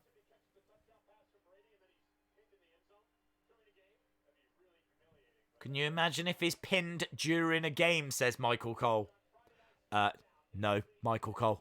Not with the amount of money in the NFL. I cannot imagine that happening. Jeff Hardy, Part 3, The Redemption. Joshua says, can I ask you something? Yes. Eagles Lair says, I think you should do Part 2 to the Idiot's Guide to Wrestling Moves. I'd have to look at it and have it. It's been so long since I've seen it. I can't even remember what we looked at. We've just got a Triple H. There's the merch. Knew there would be merch. There's a Triple H chalk line jacket. Triple H, there's the belt. What's that? There was some little... What was that? I don't know what that even was. Was that a DVD? Triple H DVD, 25 years? Where is Robert Roode? Where is Robert Roode? That's a very good question. Let's go. WWE shop. I want to have a look, see what that little thing was. I don't like not knowing. Triple H 25-year collection. Shop now. We have got... Oh, it's... Do you know what it is? It is a Triple H 25 years limited edition collector's photo set for £88. What? That's it. Look, on screen, it's a box that's got the 25 logo on, and it's a photo set. It's got just images. Something's got to be signed. Surely for that kind of money, something's got to be signed. Lots of different images. You get lots of pictures, in all fairness, but I mean, that's all on the internet as well. He is the King of Kings. Limited edition. The collection includes 25 8x10 pictures. Only 250 of these will be sold. So it's not signed. It's just a box with 25 photos in it. Forget that. For £89. Well, I suppose it is limited to 250, but still, come on. At least one of them could be signed. He's only got to sign 250 things. There's the replica belt. There's the limited edition photo set. There is a pin badge. There is a new chalk line jacket, socks, t-shirt, vest, jacket, like sweatshop. There's a Triple H sweatshop. I meant sweatshirt, like a hoodie. But maybe there is. I tell you what, there probably is a Triple H sweatshop, considering all this new merch that they're pumping out. Oh, can we go to lunch, please? No! Keep making these commemorative photo packs. Okay. Shout out to the Dead Man. See Wrestling says, I'm going to recreate that for £45. Bargain. There we go.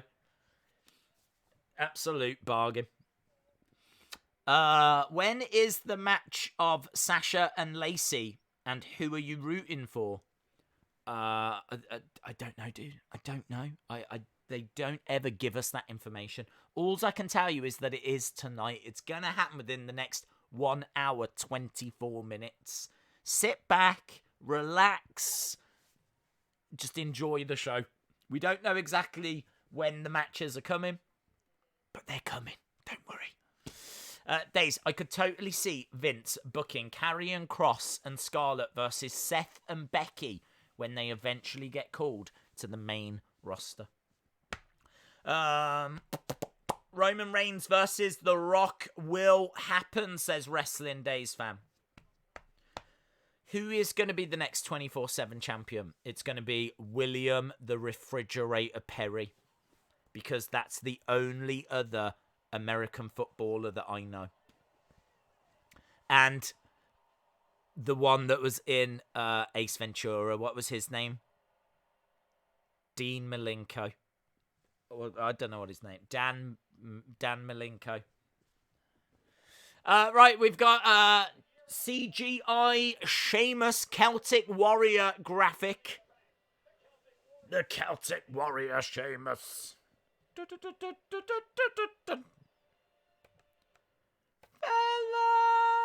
Who's he facing? I didn't even know he was in action. Sheamus making his way down. They've just got no idea what to do with him.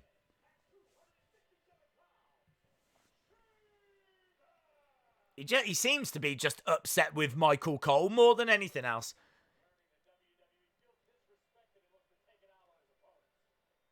So, Sheamus going over to the corner, jumping up.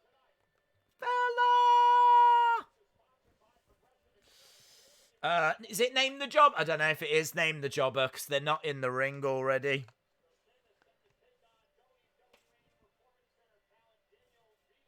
Daniel? Who? Oh, no, it is! It's Daniel Vito. Get quickly. Quick. Oh, they are in there. Quick. Time for Name the Jobber. I didn't think it was. Dan Marino, yeah, him. Lobster Head. Lobster Head. Uso guy. He does look like an Uso. We've got Jimmy, Jay, and who's this guy? John Uso. John Uso. Billy Bob. Joe Uso. Roman Lames. Oh, I've gone with that. Brilliant. Roman Lames. He does look like an Uso.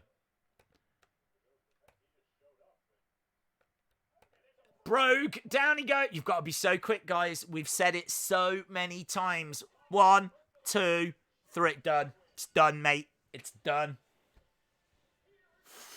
He just Brogue kicked that guy straight out of the Anoa'i family.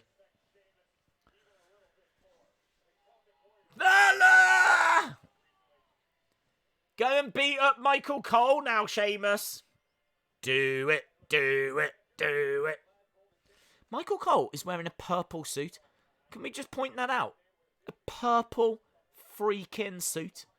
With, I don't even know what colour. What colour is that shirt? Is it peach? What? I don't know what's going on. I have never seen Michael Cole getting that adventurous with his fashion. Love to see it.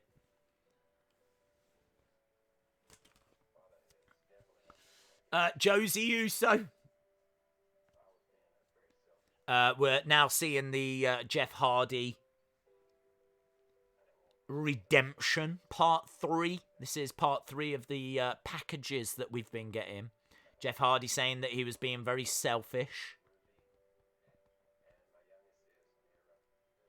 I'm just seeing Jeff's kids.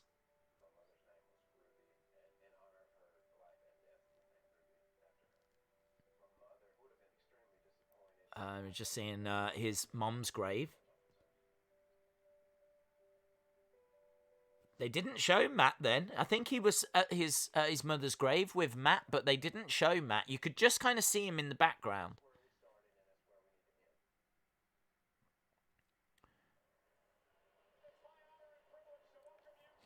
WrestleMania 2017, the return. What a moment this was. Again, they're just showing Jeff. The way it's being presented. Okay, there's Matt. At least there's Matt.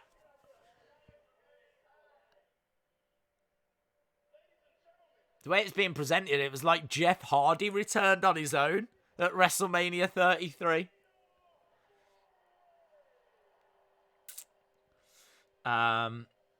Who do you think will win the Money in the Bank for men and women? I'd like for it to be Aleister Black and Asuka, I suppose. Yeah, man, look at it. They're just showing the scenes. Christian saying that was pretty amazing, that return. Forbes and Yahoo and Rolling Stone and Fox Sports all talking about that WrestleMania 33 return, and you're seeing the smile on Jeff Hardy's face, what it means. The deep breath that he took.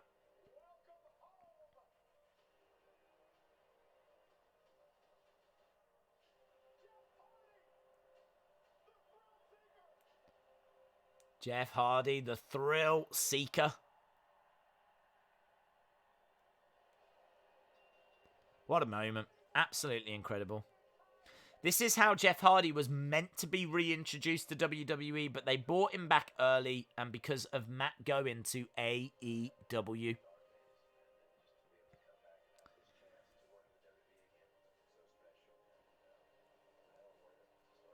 Sonny Wolf says, Brandy Smith, I'm sorry I missed your interview. I had internet troubles. Make sure you go back and watch that, Sonny.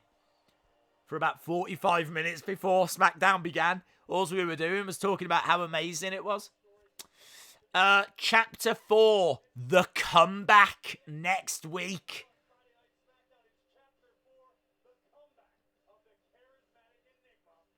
The comeback of the charismatic enigma. Right, we got Miz making his way down. Miz and Morrison. Amanda Catherine said, wrestling as a whole would be so much better if companies were more up for cross promotions.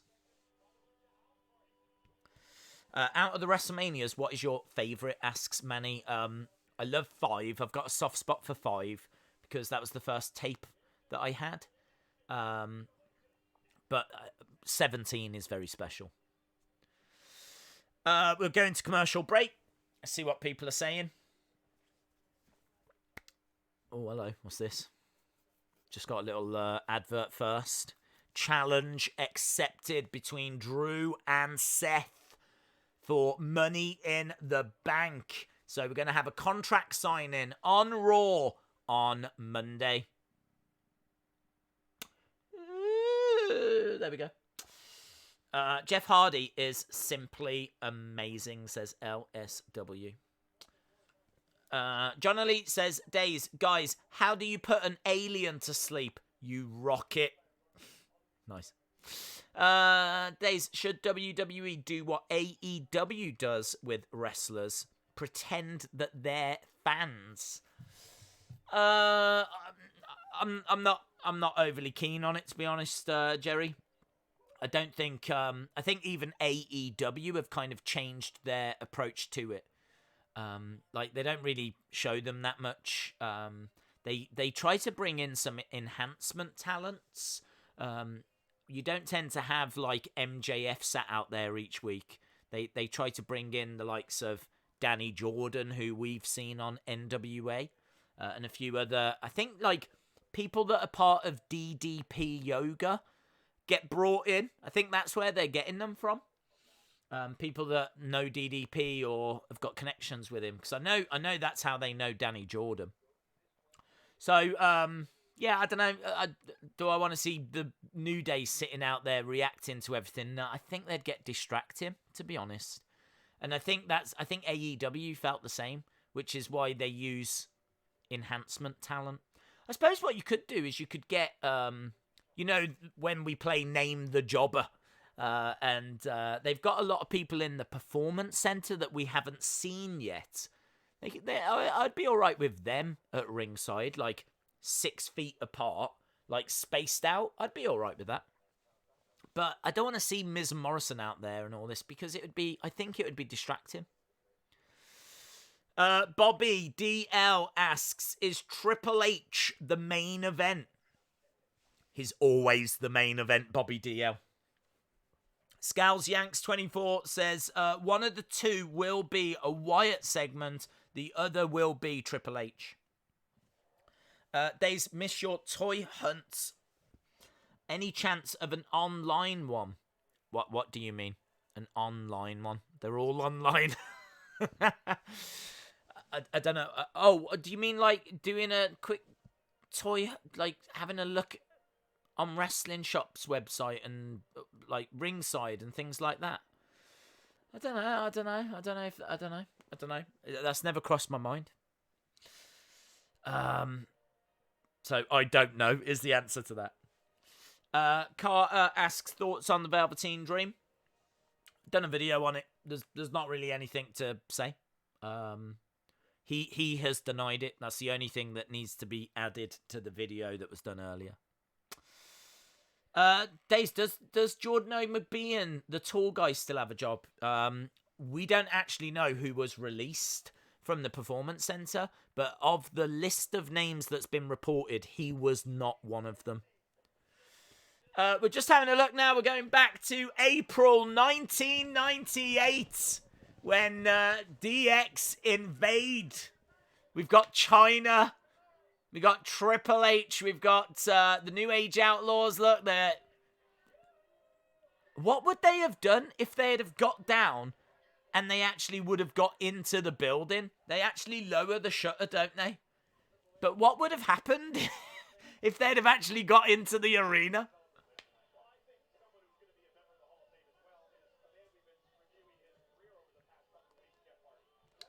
Michael Cole says he feels that Jeff Hardy will be a part of the Hall of Fame in the future. I think Michael Cole's suit should go into the Hall of... Yes! Sheamus is here! Beat him up! Beat him up! Beat him up! Oh, he's grabbed him! Go on! Oh, he's ripped the headset off. I think he broke it as well. Ah, oh, Lucha, what are you doing? This is what I want to see. I want to see Sheamus versus Michael Cole. Make him humble, Sheamus! Make him humble! He's a jabroni! He's a jabroni, Sheamus! Make you humble. Go full on Iron Sheik, Sheamus. Put him in the camel clutch. Oh, I love it. I wish that he would go after Byron Saxton more so than Michael Cole, but whatever. Right, we've got Miz and Morrison, hey, hey, ho, ho, taking on Lucha House Party.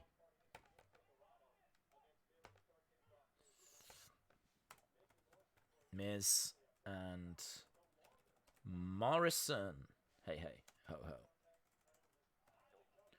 So what happened to the Forgotten Sons? Where did they go?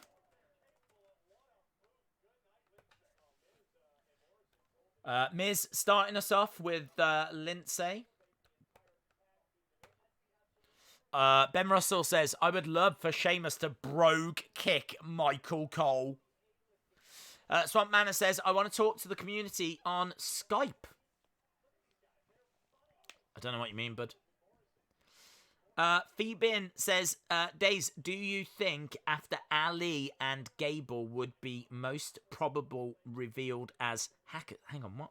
Days, do you think that after Ali and Chad Gable, would WWE mess up their booking? Oh, so you're saying that if the hacker is Ali and Gable, will they mess up the booking? Yeah, probably. That's what WWE does best. Tony says they were forgotten.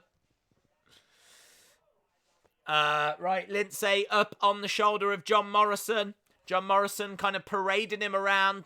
Oh, went to slam him down, but he gets thrown into the corner.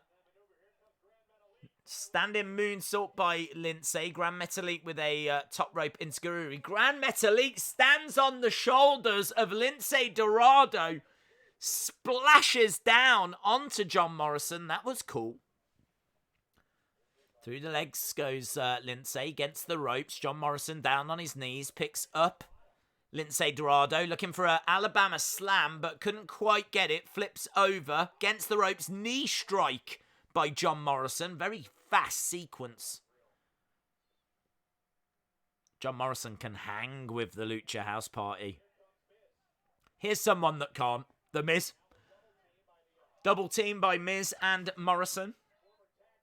Liam says, Days, because they keep showing these Jeff Hardy packages, do you think that when he comes back, he will get a big push, like a world title or mid-card? I think that he has got potential to be a world champion again, but he has got to show that he is reliable. Against the ropes. Kick to the head by Miz. Lindsay goes down. Knee strike by John Morrison. Ooh. Going for a shooting star and a cover and getting a 2. Swamp Manor, you need to speak to insiders on that. Mo Jones says, the joke's on you, Sheamus. Heidenreich is already Cole's angry boyfriend. Heidenreich is a blast from the past. Forearm strike by Morrison. Taken. Oh, lovely takedown by Morrison. He's all over Lindsay Dorado right now with some beautiful forearm strikes. So quick for a big man, says... oh, lovely. Stunner by Lindsay. Miz coming in. In comes Grand Metalik. Grand Metalik up, springboard, crossbody, down on the Miz. Goes for a quick kick. You've got to say the action here is so crisp and fast. Lindsay on the outside. Grand Metalik. There's no one there. Oh, gets kicked in the face by the Miz. Big boot by Grand Metalik. Bulldog. Grand Metalik climbing up top. Moonsault. Oh, legs up by the Miz. Kip up by the Miz. Couldn't quite do it. Little botchy. Smile on his face. Kind of stumbled back a little bit there. He did a kip up. Didn't land it. The Miz. Here you go. Oh, Metalik rolled through. Did he get it? He got it. Lucha House Party out of nowhere. Little roll through and that was it. Miz dejected, shocked, can't believe it. All went wrong with that failed kip up. Oh, that's where it started. He tried something that he's not trained to do, and it backfired. Shout out Max Jaw. I'm shocked the Lucha House Party won, says Jim Gore. We've just seen a little video package of Sasha. That is up next. Lacey Evans versus Sasha Banks. Shout out to Moda that is joining us. Namco003 says, hi Days. I was at the WCW show that was invaded. No way. My sister was at the WWF show. While myself and a bunch of friends were at WCW, I had no idea what was going on, as I wasn't into WWF at the time. That's amazing. That's amazing that your family are into wrestling, but you went to one show and your sister went to a different show. That's really cool. That's really cool. Days, do you think eventually we will get Graves and Saxton on a 2-person commentary? Well, that's the dream, isn't it? That's the dream. I don't know. Maybe one day. You'd have to say that Corey Graves is being positioned as the future. So is Tom Phillips. So maybe. The most devastating move in all Works Entertainment, says your boy. Mo Jones says, this is the best botch ending ever.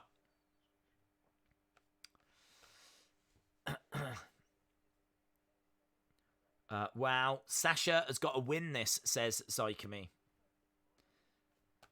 Yep, Sasha, coming up next. We're just at commercial break. Don't forget, we're at the halfway point now, so get your scores in. Get your scores in as to what you are thinking of the show. What do you think of the show? What would you score it out of 10 so far? I think it's been alright. I think it's been fun. I don't think there's been anything really that amazing. So, feels pretty average, but fine. Do you know what I mean? Like, something to do on a Friday night, innit? it'd be either watching this or going out and causing trouble, so it's probably best that we're all indoors watching this. Days, what is Triple H looking at? What, behind me? He is looking at the matches that are on. You can see his eye line is looking at our TV screen, and he is absolutely disgusted. He's thinking to himself, this is not how I would book SmackDown. Right, let's have a look, see what people are saying. Shail says 6.5. 006 says 4. Mr. No Button says 7. Meme Gaming 101 says 6. Chalmers says 4.5. WFS Wrestling says 6.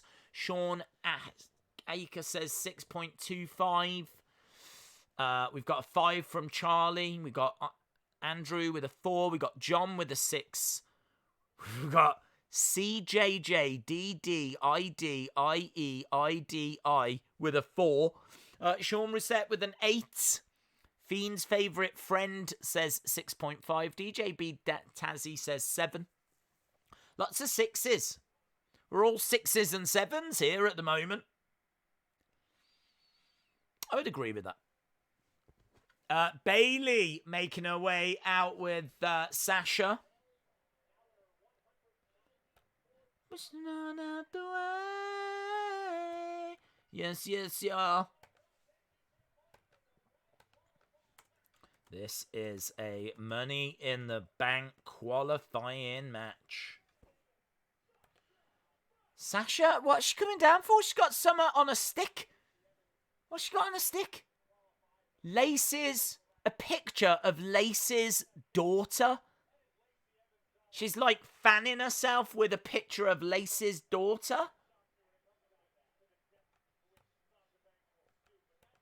Are WWE selling those now? I don't understand. I think she's trying to get into the head of Lacey Evans.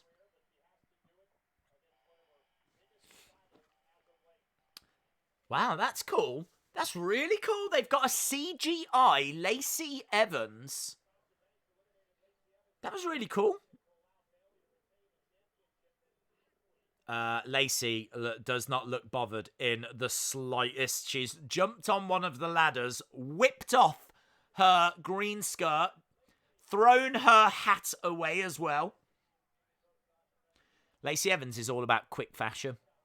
She wears summer, she makes the statement that she needs to make and then throws it away.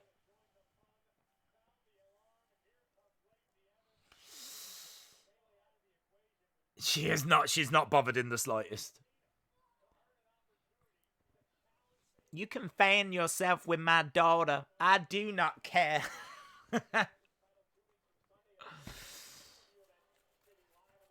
There's OMG says Colette.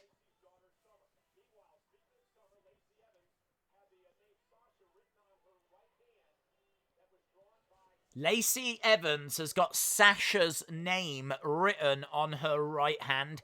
So far, we got Nia Jax, Asuka, Shayna Baszler, and Dana Brooke. They are 4 of the 6 women that will compete in this year's Money in the Bank. The 5th will either be Sasha or Lacey. Bailey jumping up, waving that image of Lacey's daughter. And we are underway. They're already on the outside. Lacey hurling Sasha hard into that barricade. Ooh. Bailey getting involved. Bailey's like, whoa, whoa, whoa, I'm sorry. As Sasha recovers and hurls Lacey into that ring post. Here we go. Lacey getting thrown back into the ring. Sasha going for a quick pin. Just gets a 1. So Bailey down on the outside. Lacey's daughter drew that on her hand. Yeah, I did see, the little video clip, yeah.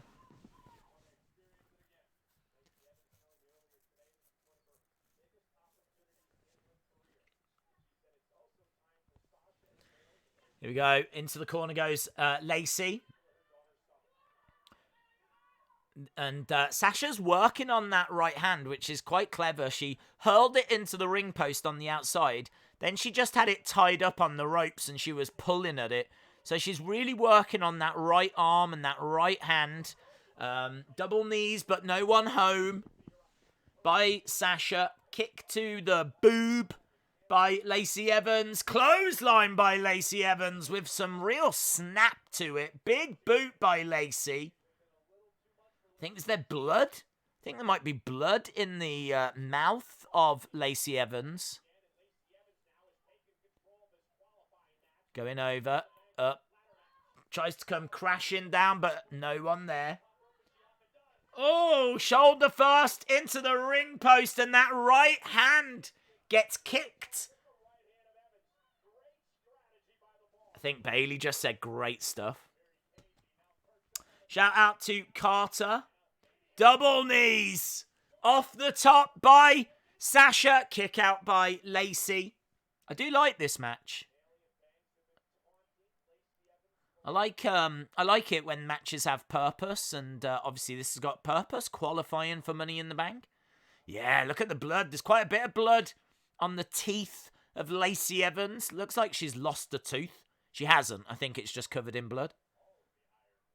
Back elbow by Lacey. Drop toe takedown. Sasha face first into the middle turnbuckle.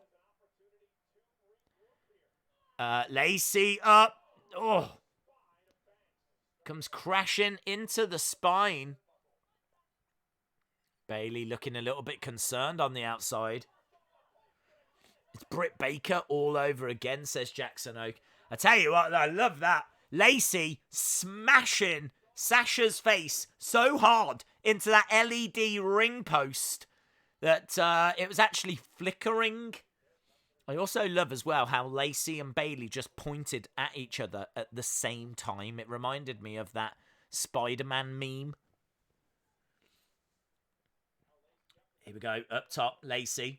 They've changed the briefcase as well. It's the white briefcase above the ring, the women's one, which obviously makes a lot of sense.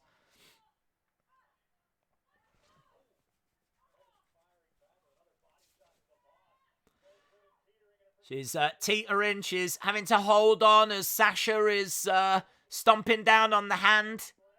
She's got Lacey tangled up in the corner, and she's kicking again at that right hand. It's clever. It's Lacey's main weapon. Power bombs up.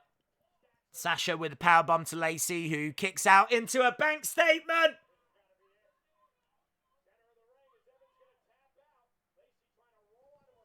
Oh, she's managing to escape, though. Roll through, but Sasha still in control. Round the back, looking for a backslide by Lacey. 2. Whoa. Big strike to the midsection. Dale Creasy says Rey Mysterio was a stunt double for Freddy versus Jason. Oh, woman's right. Woman's right. Connect Sasha down. 1, 2, and Bayley puts Sasha's leg onto the rope. She's got that ring awareness. Bayley says that Sasha's got that ring awareness. Oh no, the ref's distracted. Sasha's got Lacey. Look, Sasha screaming at the ref. Oh, Sasha is furious. Furious. Sasha looking at Bayley. Bayley's like, whoa, whoa, whoa, I was not distracting him. He was actually distracted. Oh, woman's right. 1, 2, 3. I think she actually used the picture of her daughter. Oh, well, that's backfired. There's no doubt about it. Sasha had victory. They're building it up. That was a good match, man. That was a good match. I'm into that. Vape Ross Vape says, is Asuka the best Asian wrestler ever in the WWE?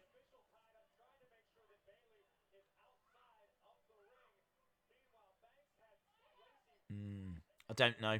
Because Antonio Inoki is a former champion. And I might struggle to say that she's better than Antonio Inoki. Tamina is making her way down now. Chalmers says no Sasha in Money in the Bank.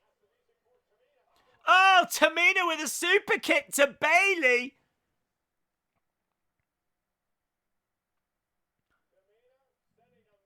Tamina sending a message. I don't know what that message is. But Bayley is down.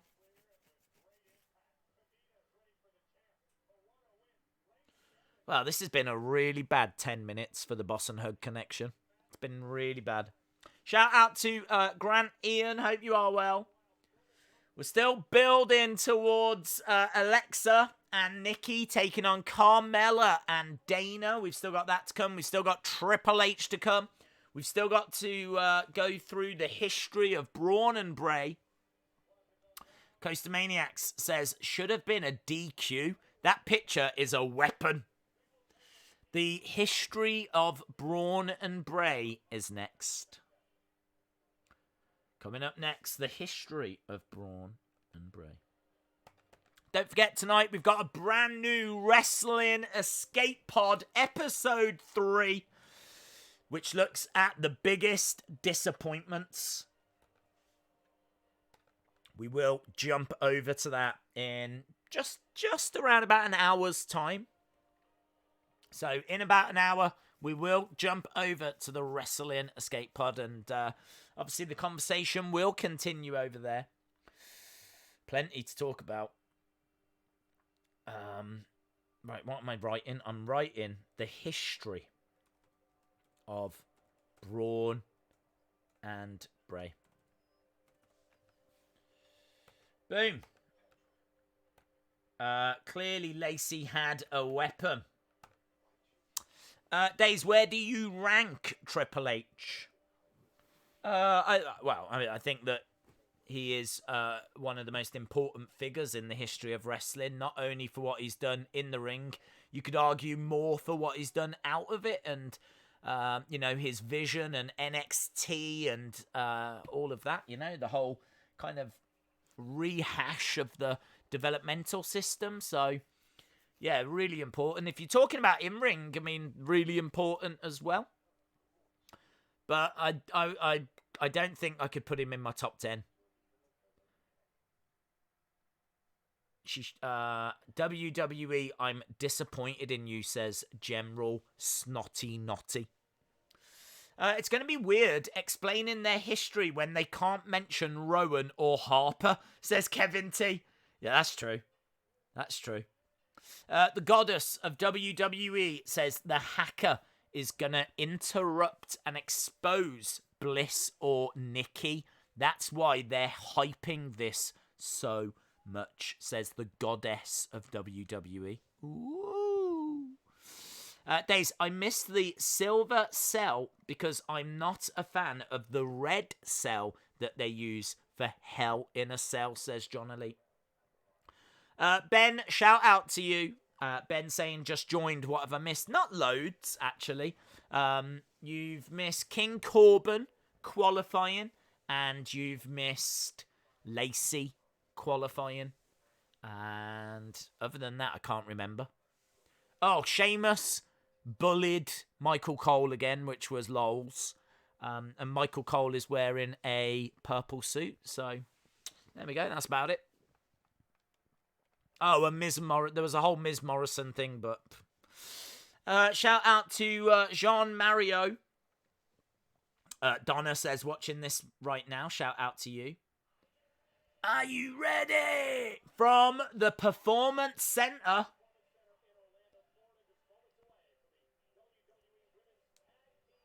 We are moments away from the Tag Team Championship.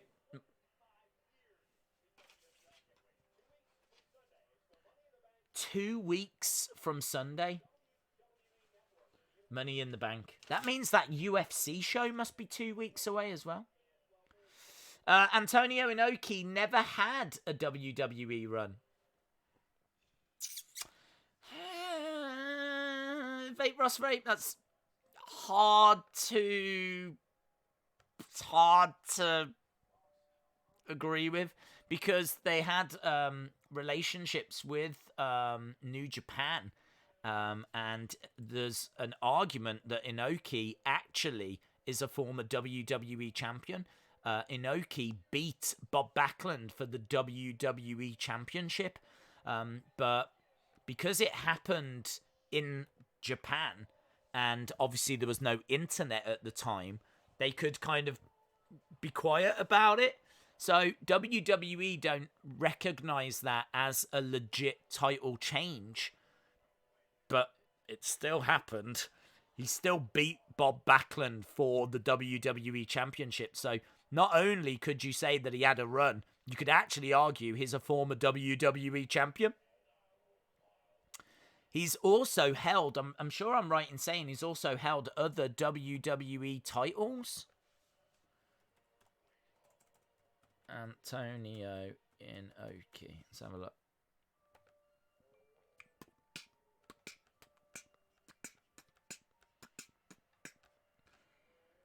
WWE. Oh, if you go to his achievements, it says WWF Heavyweight Champion. WWF World Martial Arts Heavyweight Champion as well. They used to have a World Martial Arts Championship. And he went into the WWE Hall of Fame in 2010. Do you know what? WWE don't acknowledge him as being a former WWE champion, but his Wikipedia does. How crazy is that?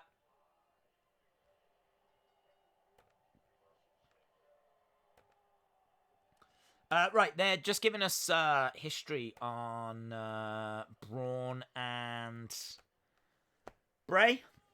I can't wait for this match, says Wrestling Days fan.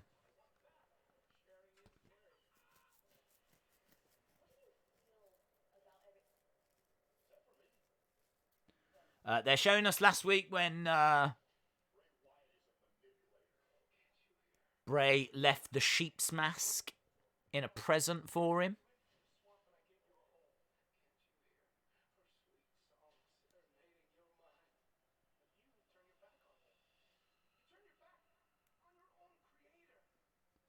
Turned your back on your own creator.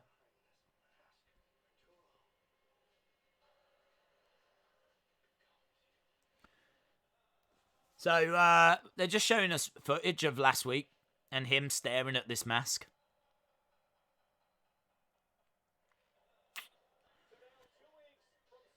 That was flat.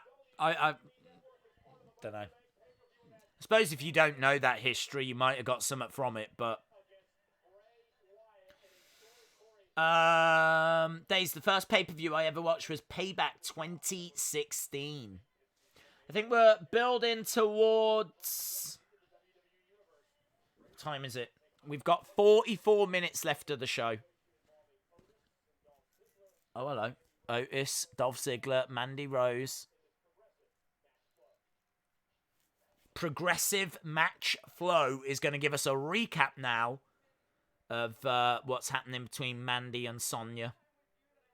That was a great moment from last week. I really enjoyed that.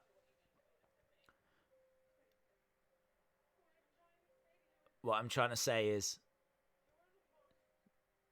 you're the most selfish human being.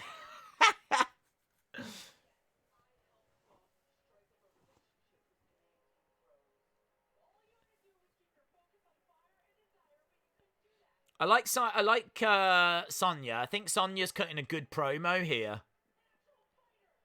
Mandy doesn't look upset enough.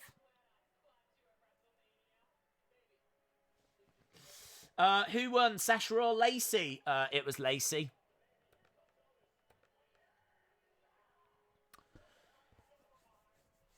So if Bray beats Braun, does that mean that Bray can beat Goldberg? Don't start. Don't start. Do you think they made Sasha lose because they're building towards a SummerSlam match? Yes. I think it's just another seed. The way that she lost, it's as a result of Bayley. So, yes, they are. It's just another thing to show in a video package, isn't it?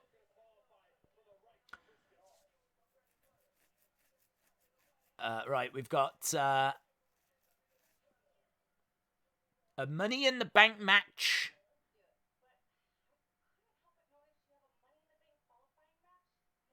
Oh, Carmella's got a Money in the Bank qualifying match next week.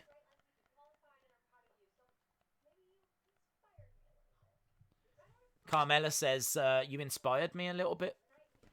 To Dana Brooke.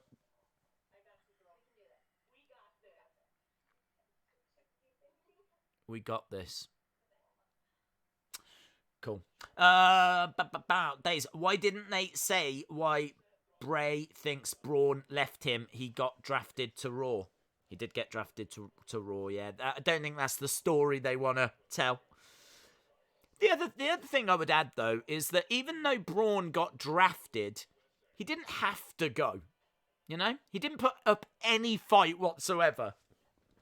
It was he was part of the Wyatt family, yeah? And then next thing, he gets drafted to a different brand and he just goes. So I'm not too down on that story because he just seemingly left. There was no arguing. He didn't intimidate Vince or anything like this. It was just like, oh, I've got to go now. Okay, bye.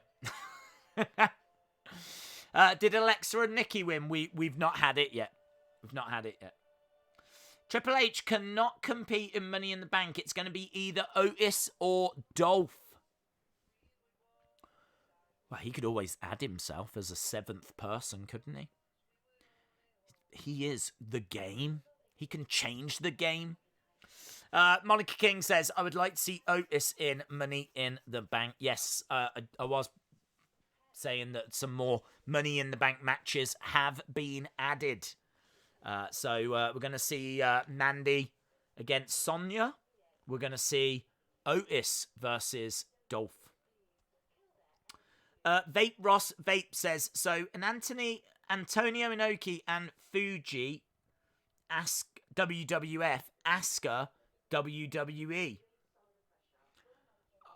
To be honest, I never differentiate between them.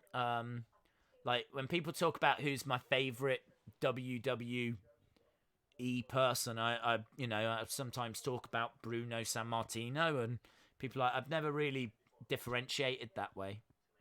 But if you was gonna differentiate that way, and you was gonna just talk about WWE since the name change, then she's got to be in with the shout. She's got to be in with the shout. So yeah, I can vibe with that. Vape Ross Vape. Otis and Tucker in Money in the Bank. Oh, it's Mandy Carmella, was it? Sorry. I only just quickly saw the graphic. Why is it not Mandy Sonya? So, Mandy versus Carmella next week then, and Otis versus Dolph. Why not Sonya? I don't understand. Days, didn't you know that Paul Heyman is pushing Apollo Crews? Yes. That's been quite evident from recent Raws. Let's see. I mean, he's not someone that's ever like jumped out at me, but it's nice to see people getting an opportunity, isn't it? So, Days, imagine Heath Slater comes back jacked and wins the Universal title versus Jinder and Drew. We're just seeing another little Triple H clip. May 21st.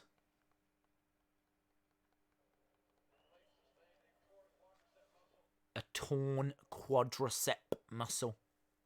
8 months later. In Madison Square Garden. He returned. That's a great moment. That's a great moment. I think they made a figure of this moment. I'm sure you can get Triple H in that attire. Triple H returning. Was a goosebump moment. We've got the women's match now. The women's title match. Nikki Cross, Alexa Bliss versus Carmella and Dana.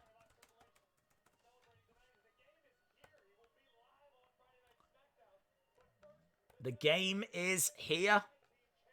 Good.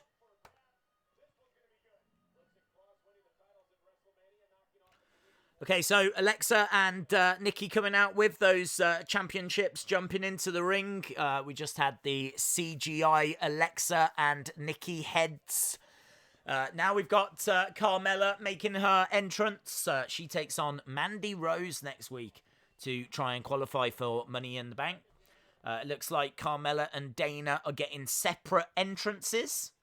So Carmella coming down first. And Dana Brooke, I love when she does that. She like jumps over in the air and lands it perfect every time. Scows Yanks 24 says, I was at MSG when Triple H returned. It was crazy. If Triple H is not going to be in Money in the Bank, what do you think will happen? Well, it could just be a nothing segment like we saw with Stone Cold. Do you remember if they did that whole Stone Cold day and it was just an awful interaction between him and Byron? So I'm fearing it might turn into nothing.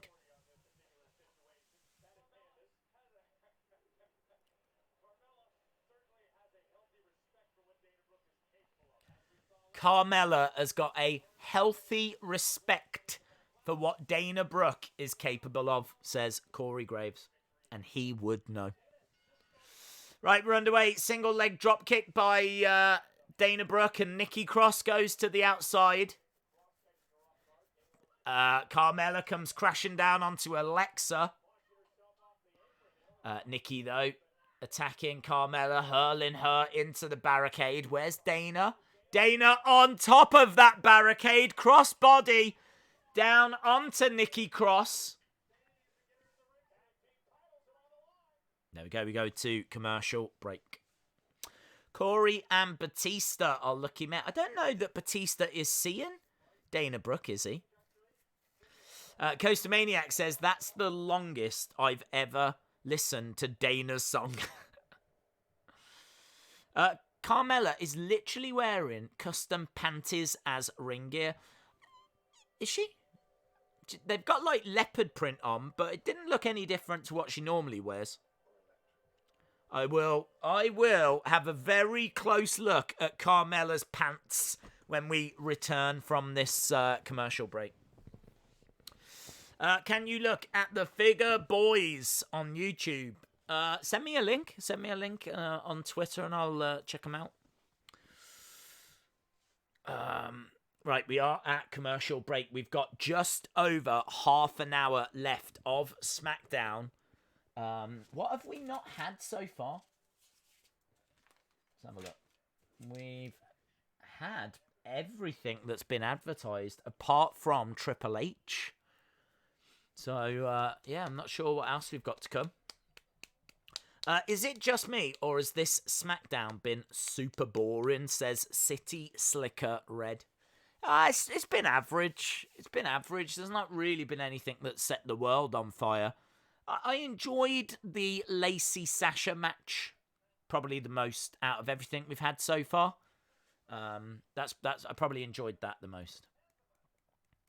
But, you know, this is for the tag titles, so this could be quite intriguing. We've still got that Triple H thing to come as well. But yeah, we are definitely lacking a talking point. We don't have that big talking point that wrestling fans like. Hello to Hasib. Shout out to you. Where are the Iconics? That's a really good question. I actually don't know.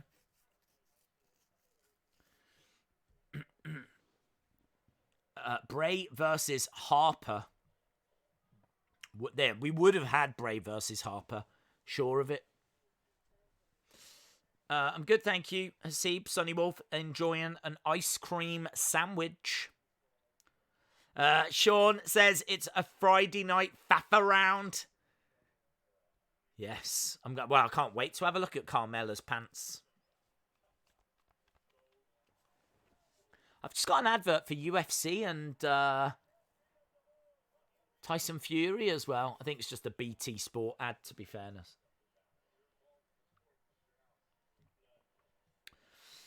Days, the Cena match at Mania showed us that the Funhouse is a place which takes you into a mental nightmare. But then again, what about Seth entering the Funhouse and destroying it? Was that the Funhouse? What Seth destroyed, I think, was just where Bray cuts his promos. I'm not sure that's the same place that Cena went. Right, we're going back to the action this Tuesday on FS1. We've got a wrestling extravaganza. Which should be a lot of fun, actually. I'm totally down for watching this. 7 Eastern, John Cena's best matches. 8 Eastern, Triple H's. 9, The Undertaker's. 10, Shawn Michaels. And then I might not stick around for backstage. But that could be a very fun 4 hours. A best matches extravaganza. They could fill 4 hours with Shawn Michaels' best matches. Nice moonwalk by Carmella. She has got sparkly pants on. There's no two ways about it. It's got leopard print around the band, but the pants themselves, they are sparkly. There's a lack of tassels in wrestling, but a real increase in sparkly pants. Alexa, drop kick through the ropes to Dana. Carmella rolling up Alexa. Kick out by Alexa. Big strike. Down goes Carmella. That was a big right hand. We've not seen the Hacker so far this evening. Could it be during this match? Forearm by Alexa, who's on that middle rope. Going over. Nice head scissors takedown by Carmella. The ref. 1, 2. He's really badly positioned here. The ref was like really squashed up in the corner. Alexa getting tagged in. Nikki Cross. Looking for a net breaker. Couldn't get it. Kick to the midsection by Carmella. Kick to the face by Carmella. Nikki, though, taking it. Lovely teamwork by Alexa and Nikki. 1, 2, 3. And it's a win. A pretty straightforward win for Nikki and Alexa. They had to deal with a few problems, but not the longest match I've ever seen. The Hacker will cost Nikki and Bliss this match. She's wearing fishnet pants. And the panties are spark. Wow, this is getting too technical for me now, Dominic. This is getting way too technical for me. I can't be differentiating between panties and pants.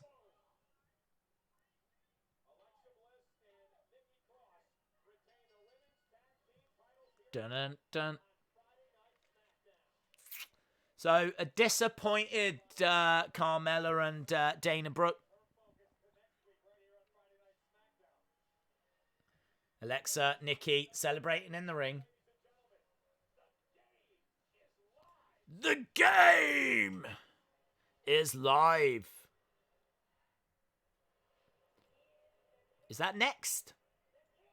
Celebrating 25 years. One of the greatest superstars. We're just seeing lots of Triple H footage throughout the years. And he's It's the Triple H 25-year celebratory segment. Up next. Rusty Shackleford, shout out to you, my friend. Man, this is going to be a long... What's going on? Why is it next? No one tells Rusty what to do.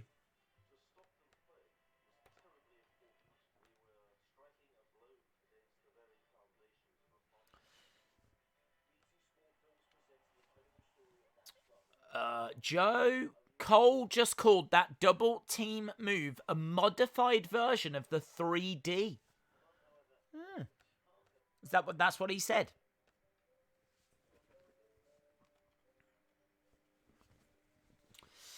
Do you think that Mandy will turn on Otis down the line during this storyline? I don't know. I don't know where it's going to go. I mean, it all built up to that, and now we're there. It's obviously the story's changed now. Now it's stopped being about Otis and Mandy. Now it's more about Mandy and Sonya, isn't it? So I don't know what's going to be the future for their relationship. Hacker Hurst Helmsley. Yeah, it could be. We haven't seen it tonight. We are running out of time. Somehow, I don't see anyone winning men's Money in the Bank. Maybe Alistair is the best option. I really feel, I've got to be honest, I really feel like something big is about to happen. We haven't seen the Hacker. We haven't seen the Fiend. There's just so much potential. They seem to be giving this segment a lot of time as well. Do you know what I mean? It's not... There seems to be a lot of potential for this to be a big, big segment. Cameron says, what's happened so far tonight? Not much. Lacey has qualified for Money in the Bank. King Corbin has qualified. Alexa and Nikki have retained. There's been no Hacker. There's been no Fiend. We've got Triple H next. Boom.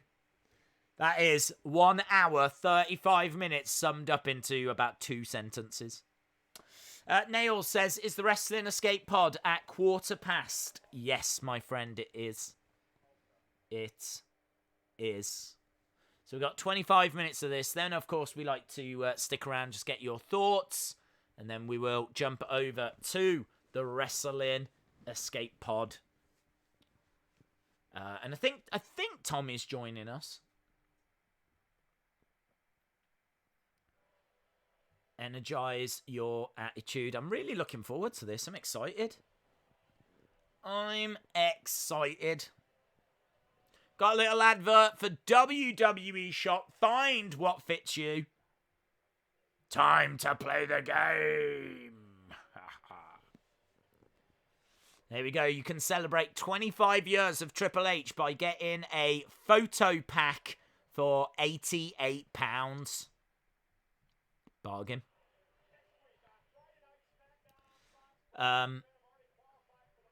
Daniel Bryan versus King Corbin next week on SmackDown. Are you ready?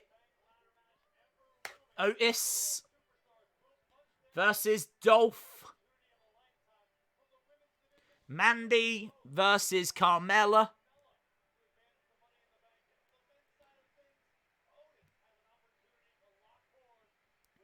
Otis qualifying would be good.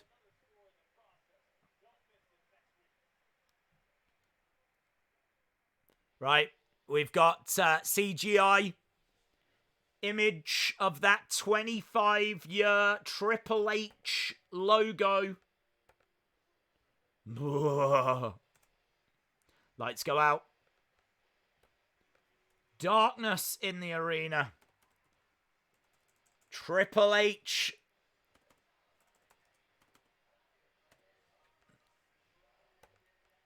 Is he in a suit? I can't quite see what he's wearing. He's Yes, he is. He's in a suit. That's a shame. Welcome the King of Kings Triple H.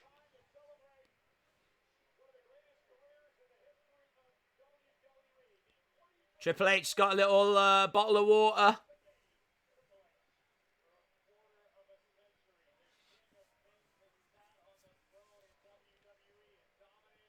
Oh! A little joke there as someone has come and taken the water away from him. I thought that was like... I thought someone... I don't get why they did that. I think it's because they're not going to let him spit water around, which does make sense. So I think that's their way of saying sorry. He would have done it, but for obvious reasons he can't. Some guy just took his water away.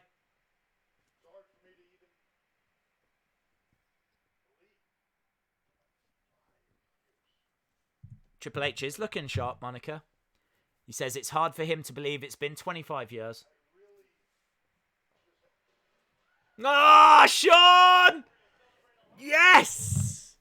Yes! Shawn Michaels!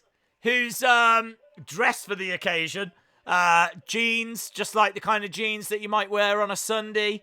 A suit jacket. He's got an NXT cap on. Black t-shirt. He literally looks like he's just woken up. Bit of a beard, bit of fuzz as well. But Shawn Michaels is here. You didn't think you were going to have this celebration without me, did you?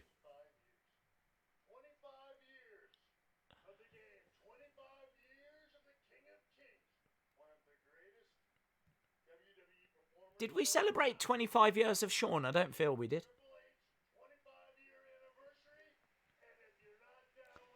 If you're not down with that, I got two. Triple H puts his arm around. Triple H puts his arm around Shawn and Shawn goes, easy, social distancing.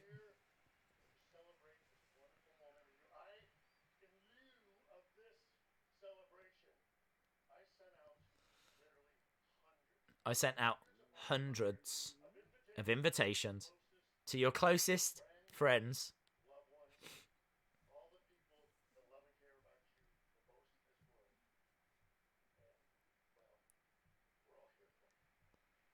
We're all here for you, and there's literally no one there. I gotta say, this is funnier than the Stone Cold segment. At least Cole and Corey. You're still a draw.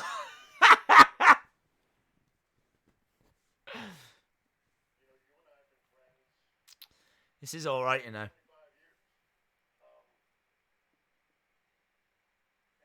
How are they going to get 19 minutes out of this, though?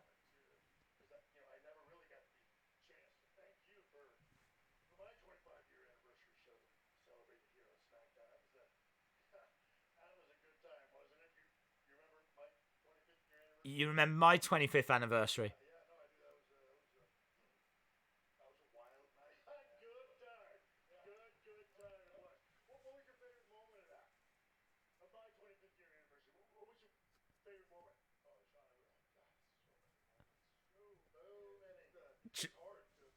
I don't think there was one.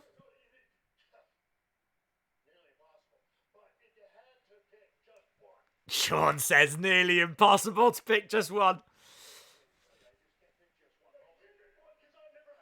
There we go. Shawn says I never had one.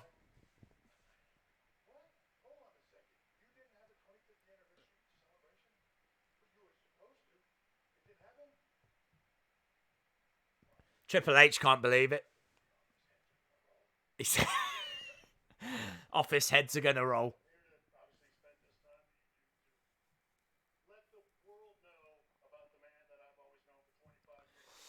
I hope Fiend does attack, says Sonny Wolf. The hacker's going to interrupt, says Tony.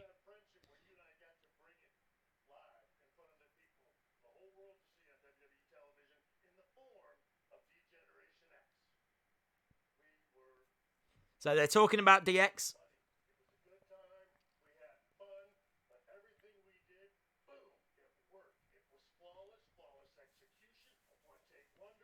At the moment, they're just both in the ring, just talking like to each. It's like listening in on a conversation.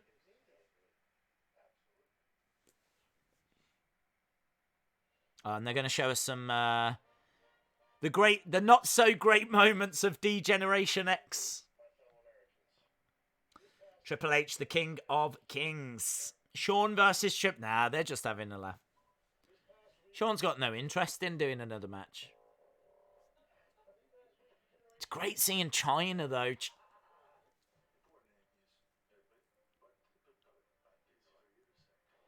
Easy for you to say. These are the bloopers, the things that we've not seen before, actually.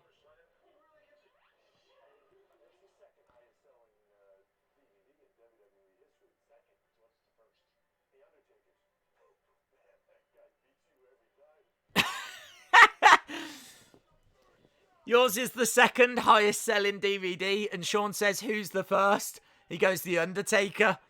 He beats you every time.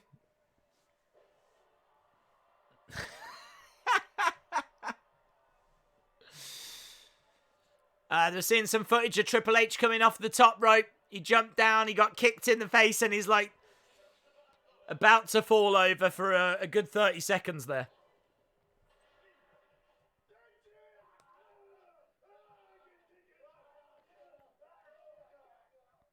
Lots of fun memories. Almost, but even that little stumble didn't trip you up. Dude, that was only the beginning for you. You would then go on to bigger and better things. 14 World Championships. WrestleMania. And more importantly, countless WrestleMania moments. You know, I like to think of myself Countless WrestleMania moments. Wow. Shawn says what he did paled into insignificance compared to what Triple H done at WrestleMania. They just show. Are they going to show all his losses? They're just showing his losses. His loss to Warrior. His loss to Kane. Loss to Daniel Bryan. Loss to The Undertaker. When they do comedy, they can do it so well. 8 losses, 9 losses, 10 losses against Batista, 11 losses against Roman, 12 losses, 13 losses against John Cena. Brilliant. I definitely sense something coming. You can see Triple H.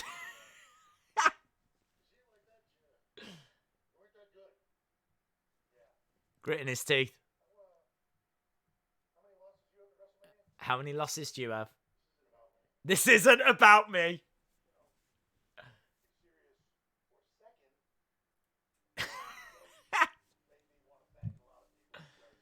Triple H says he wants to thank. This has been a really fun segment. A genuinely funny segment.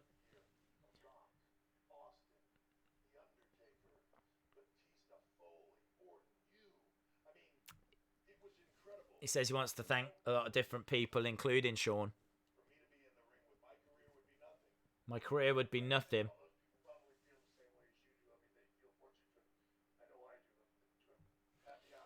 Then bringing up that Warrior match, yeah? So many L's.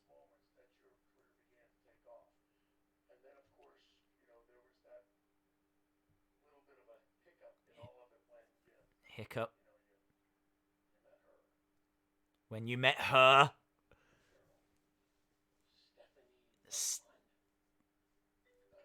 Stephanie No Fun?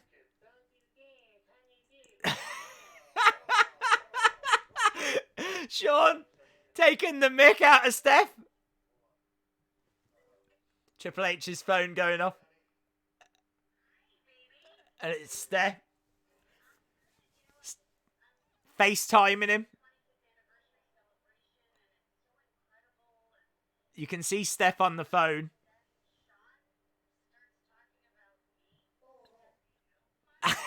And in the background, you got Shawn. Nah. I can see him mocking me.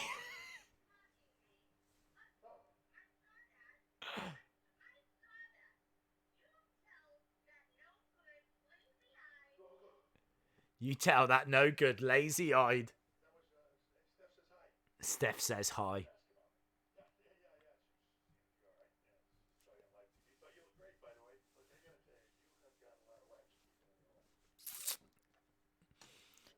This is priceless, guys. It's really great. Flair.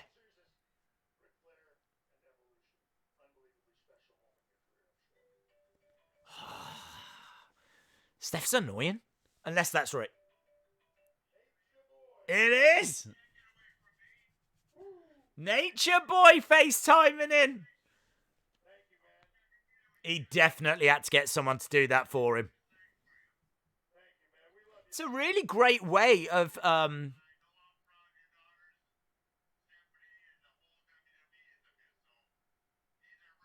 bringing people onto the show. Rick says, God bless you. Don't let Sean super kick you at the end of the segment.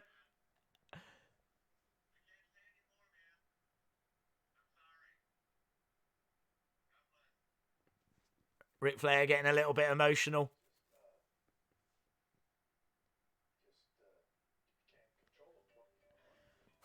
I hope this is Vince. I want one of these to be Vince.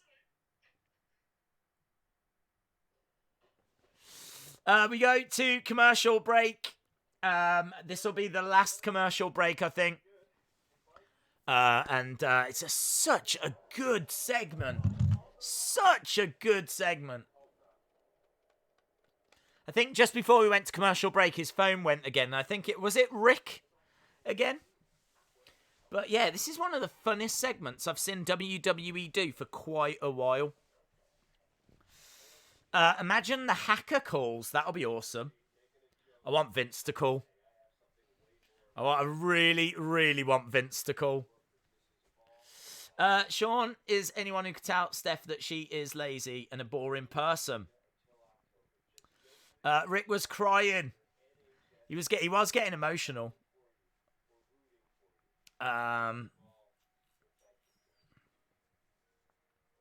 It's the commercial break calling. And the commercial getting in the way here. But, yeah, I mean, with about half an hour to go, you kind of look at it and you go, how are they going to fill this time? Well, they're going to fill it with, like, classic DX comedy, aren't they? Like, looking back at those WrestleMania moments and it was nothing but losses. That's brilliant. And then Sean making fun of Steph, and I like how they're using the phone. They're not just putting it up on the screen. They could easily do that, but doing this is it's a different way of presenting it. It's good. Sandman882 says this is great. Oh, people saying, what if Linda calls it? Oh, I'll shut the internet down. That's what I'll do. My screams will be heard around the world. Oh, can you imagine? Can you imagine? Shane is going to call. Steph No Fun is my favourite name now. Imagine that the Fiend calls. I don't even know if the Fiend's got a mobile phone. And what network would the Fiend be on? Who can say? Booker T should call and ask why Triple H buried him so many times. Yes. CM Punk calls. Could you imagine? Could you imagine if CM Punk calls and as soon as Triple H answers, he goes, "Hey, doofus." That, oh my God. Could you imagine? I can't even imagine. It's, we've gone back. Road Dog on the phone.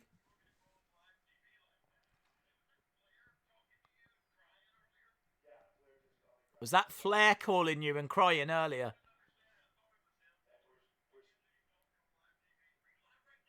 Are we live right now?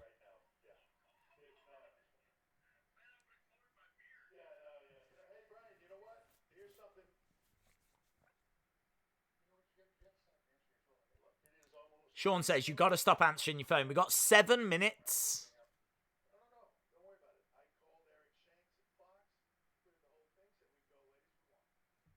Triple H says we can go as late as we want. We haven't got to the Katie Vick segment yet. Triple H put... Is this Vince? No chance. That's what you've got. Ah, Vinnie Mac. Vinnie Mac is here. No, sir. This is good fun, says Gaming in Real Time.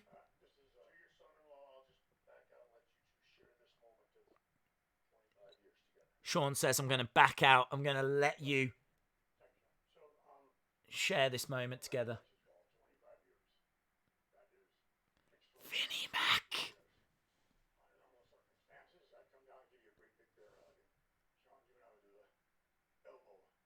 He said, I'd give you a big bear hug under normal circumstances.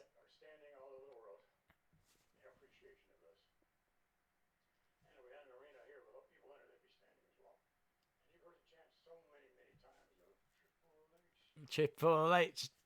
On this occasion, though, they probably would only be the front row over here just where your family comes from pay-per-views. The rest of us would be chanting. Vinnie Mac looks great. Vince says the front row would be chanting Triple H. Everyone else would probably be chanting boring. The gobbledygooker.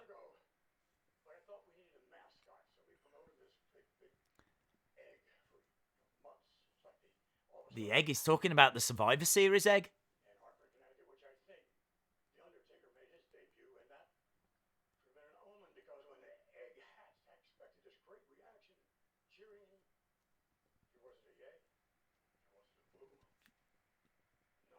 Vince said he expected a great reaction when Gobbledygooker first appeared. It's more like a Katie Vick kind of like thing. I mean, wow. Katie Vick. I don't even know this, but here is Paul, my son-in-law. I said it. Are they going to show it? And he's naked, and he's in a funeral home, and this mannequin thing, and God, I have no idea why you stoop to those depths. I've no idea why you stoop to those depths. This is the content I live for. It's not all bad because Watching Vince talk about old storylines maybe like I know. is all I need. Bailey, this Bailey, this is is your life. your life? That was crickets. That was crickets. This is magic. We're watching magic. We're watching, like, one of the best SmackDown segments.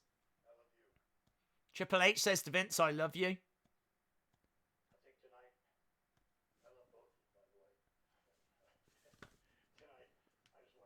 Shane says, I love both of you, by the way. Performance and you, generally, truly, god awful. What a horrible way to go out. God awful. Pardon the expression, it sucked. I mean, I'll use a word that's someone near and dear. I hear it all the time from him. It was rotten. I mean, absolutely rotten. I'm ashamed of you guys. Oh my God. Vince says this was rotten. Everybody to sleep by now. I'll say goodnight. I'll say goodnight. Good night, Padre. Let's wrap it up, Padre. Let's. Throwing us out? Are you throwing us out?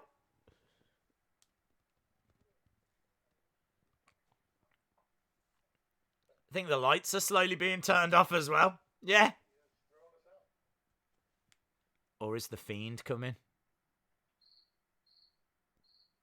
There's a few cricket noises. Do you hear crickets?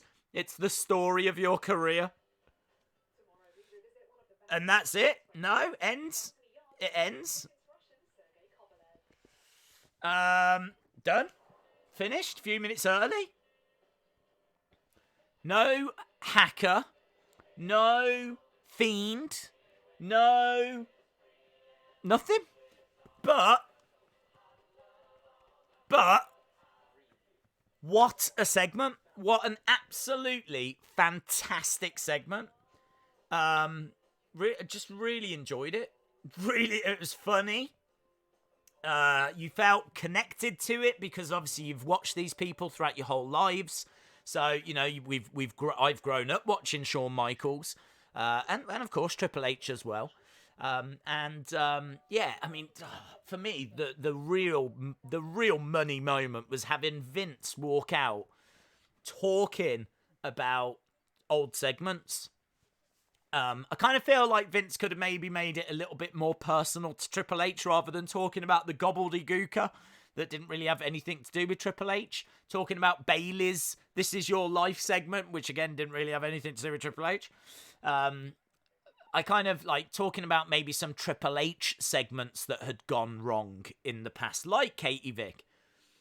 Maybe that would have been a bit more appropriate, but I'm not going to be critical of it. I really, really enjoyed that segment. And as I said, you know, I've heard before that, I think it was on Bruce Pritchard's podcast that Vince wanted that gobbledygooker to be a mascot. Like, you would go to shows and the gobbledygooker would be there and you'd want to get your picture taken with the gobbledygooker. It was meant to be like their Ronald McDonald. And there was no reaction. No one cared. I think it's because, like, everyone thought that it was going to be this or that. What was going to hatch out the egg? And it turned out to be the gobbledygooker. So hearing Vince just quickly tell that story was amazing. Hearing him making fun out of the Bayley "This Is Your Life" segment was amazing. Yeah, a lot of fun, man. A lot of fun. I really liked that final segment. I thought it was really good. Sonny Wolf says 10 out of 10, but there should have been a Fiend attack. The only thing I would say about the Fiend attack is what we were saying before, and that was the match that they're talking and they're promoting is Braun versus Bray.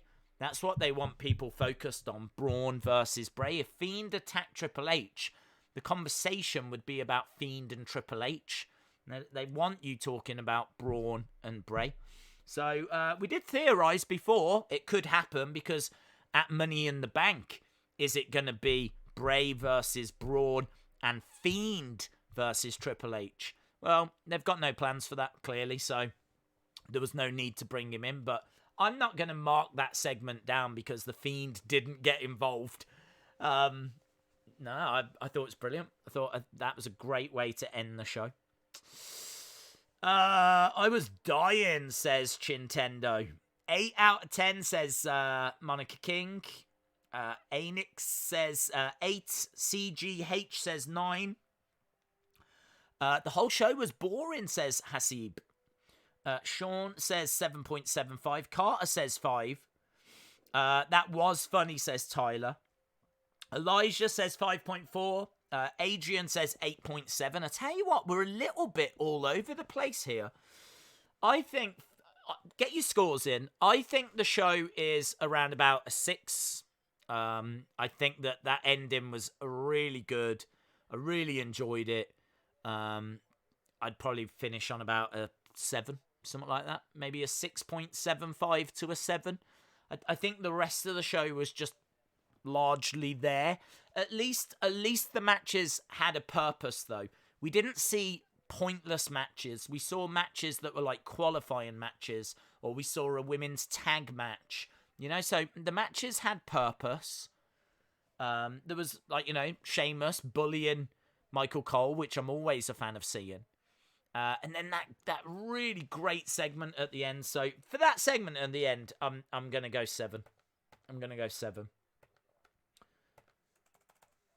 But as I said, I feel like the rest of the show was just pretty average.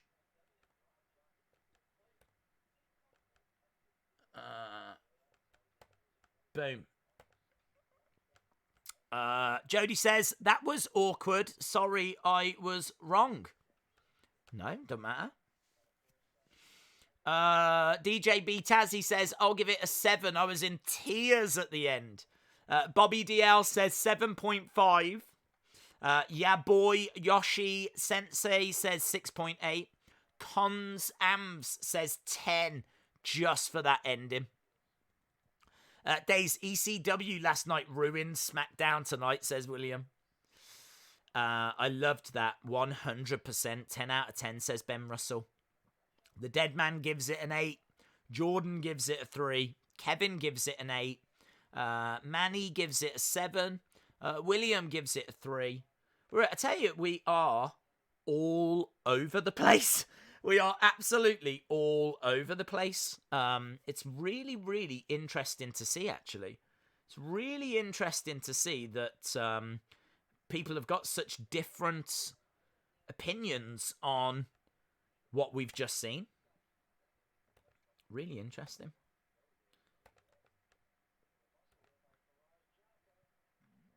How long is the escape pod on for tonight? It's on for about 50 minutes. 50 minutes. We try and focus on disappointing results. So, yeah, I mean, I was editing it all last night. It's good.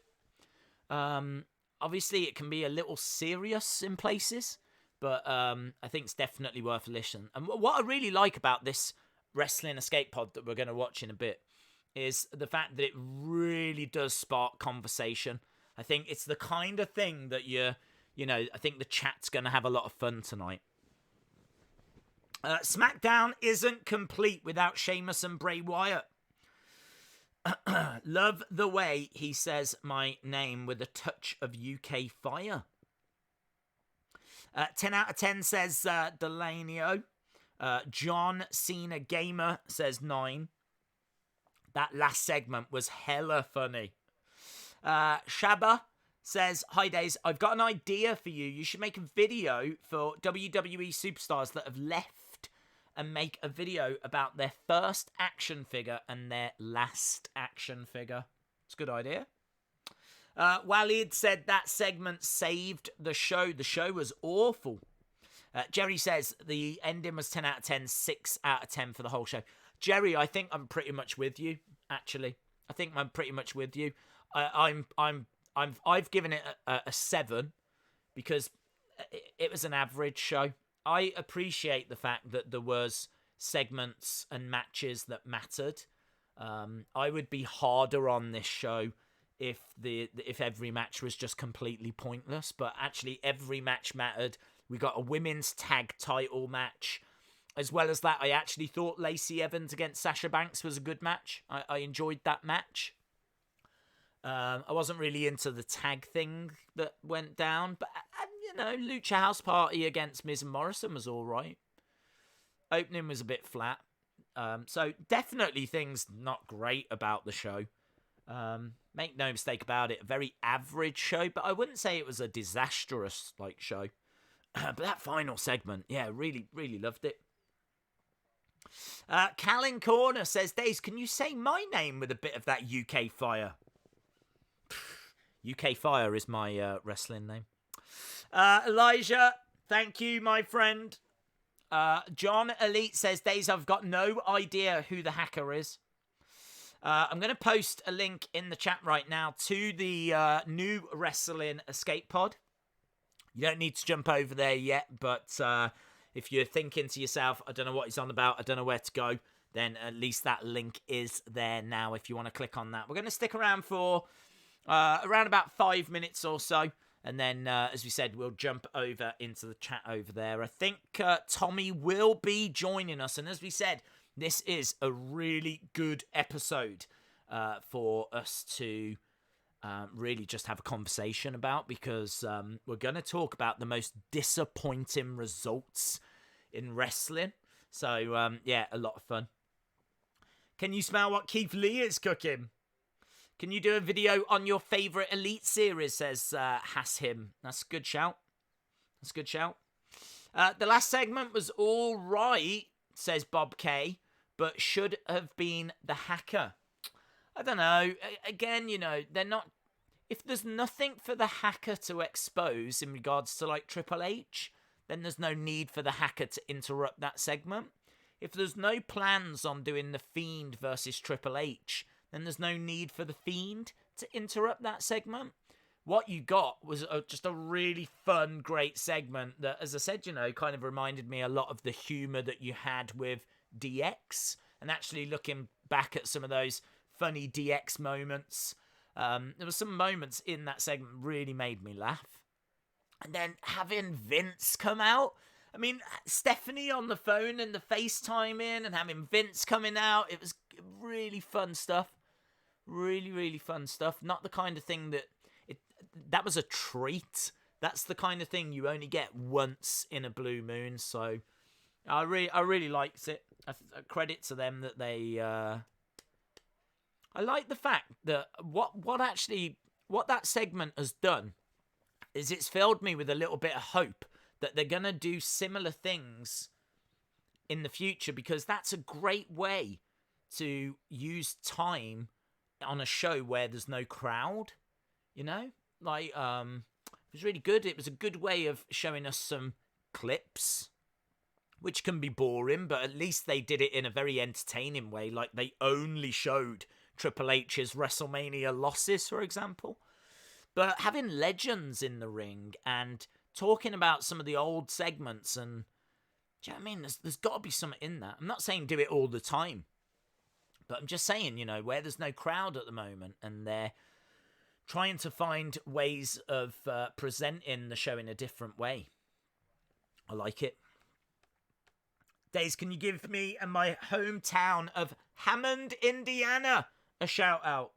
Shout out to you, my friend. I can see we're up to nearly 20 people over on the Wrestling Escape Pod channel, so good chunk of people already jumping over there. As we said, that will start in 5 minutes, and it's all about the biggest disappointments. I would love to hear what your biggest wrestling disappointment was, like wrestling result wise.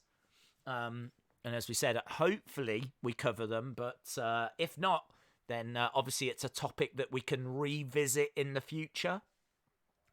TC said HBK versus Triple H won last match. I don't know. I think HBK has been very good at honouring the fact that he did retire after he lost against The Undertaker. And he's had that one match in Saudi Arabia, which was a tag match. It wasn't even a singles match. So, I don't know. I don't know. Twitter was very negative of the Triple H segment. That's not like Twitter. What match are you looking forward to at Money in the Bank? Well, the Money in the Bank matches, I'd be lying if I was to say anything else. I think them fighting their way through the offices is something that's can only really be done at this time. I heard that Jim Cornette criticised it. He said that it would never get sanctioned and it's hokey and stuff like this, but this is a very different time, you know? I mean, there's no crowds. You could run it as a ladder match with no crowd, but honestly, why not do something different? I think in these very different, weird circumstances, then I think it's right to try some very different things. Days, what was the cricket noises? It was just a joke that they told at the end, because at the end they said, Triple H said, "Can you hear crickets?" And HBK says, "Yeah, but you've been hearing them your whole career." Who do you think will win the women's Money in the Bank? I think there's got to be a good shout that it's going to be Asuka. Good shout that Asuka's going to do well, because I think she has been an MVP of what's been going down during this lockdown phase that we've been in. So it could be that Vince wants to reward that. And I think she's worthy of it as well. Does anyone know if Bliss and Cross retained? They did. It was actually quite a short match, in all fairness. Stephen says, we want Hogan. Ben says, I loved that whole segment, especially when Vince came out. It was amazing. The only thing, I've not checked Twitter, but obviously I've heard that they've been negative on it. The only thing I would say is that I can understand that it might be perceived as a little bit tone deaf, what with them celebrating and everything, having only the other week let people go, you know? So, yeah, it might be perceived as a little bit tone deaf, like, you know, Triple H patting himself on the back and Vince patting themselves on the back, just like a week after having let so many people go. So I can totally understand that criticism. Totally understand that criticism. I'm not even looking at it that way. I'm just looking at it as a piece of entertainment that they gave us on the show. And I stand by what I said. I really enjoyed it. And I think a lot of you guys did as well. Dylan says, how do I find it? There's a link on screen, my friends. The link on screen should take you over to the Wrestling Escape Pod. I think Tommy should hopefully be joining us over there. I can see there's a good chunk of people that's over there. We need to wrap this up because that is going to start in just a couple of minutes' time. So, Days, any updates on Sarah Logan and Drake Maverick? Brian, Sarah Logan, I've heard no updates of. Drake Maverick, the latest I heard is that he hasn't been rehired, and everything you're seeing is just horrific cruelness, in my opinion. I don't even know where to begin. I don't even know where to begin with all of that. Days, earlier you said Alexa Bliss, and you made my Echo light up. Well, I make everyone's Echo light up, Ben, Russell. It's just all part of the free service. So there we go. That segment doesn't make me as a fan want to go and buy merch to remember it. That's got to be a disappointment. Days, if it wasn't about the releases, I think the general consensus is Vince looks senile and was rambling about completely irrelevant stuff on live TV, and it was odd. No, Vince was talking about, like, the reactions that Triple H, would get. He was making fun that Triple H got, bad reactions, and then he spoke about some of the other bad reactions that Vince had in the past. I did say that I can understand that maybe if Vince had spoken a little bit more about Triple H segments in particular, rather than the gobbledygook or rather than Bayley, but what he was doing was he was comparing Triple H and the reactions that Triple H had generated throughout his career to those awful segments. So it's not, he didn't just go out there and just start spouting absolute, nonsense. Do you know what? I don't need Twitter to tell me if I enjoyed that segment or not. And as a wrestling fan, I absolutely did. So, and hopefully you guys did as well. Right, the countdown clock has begun. The conversation can continue. I'm actually now. See you again next time. Bye for now.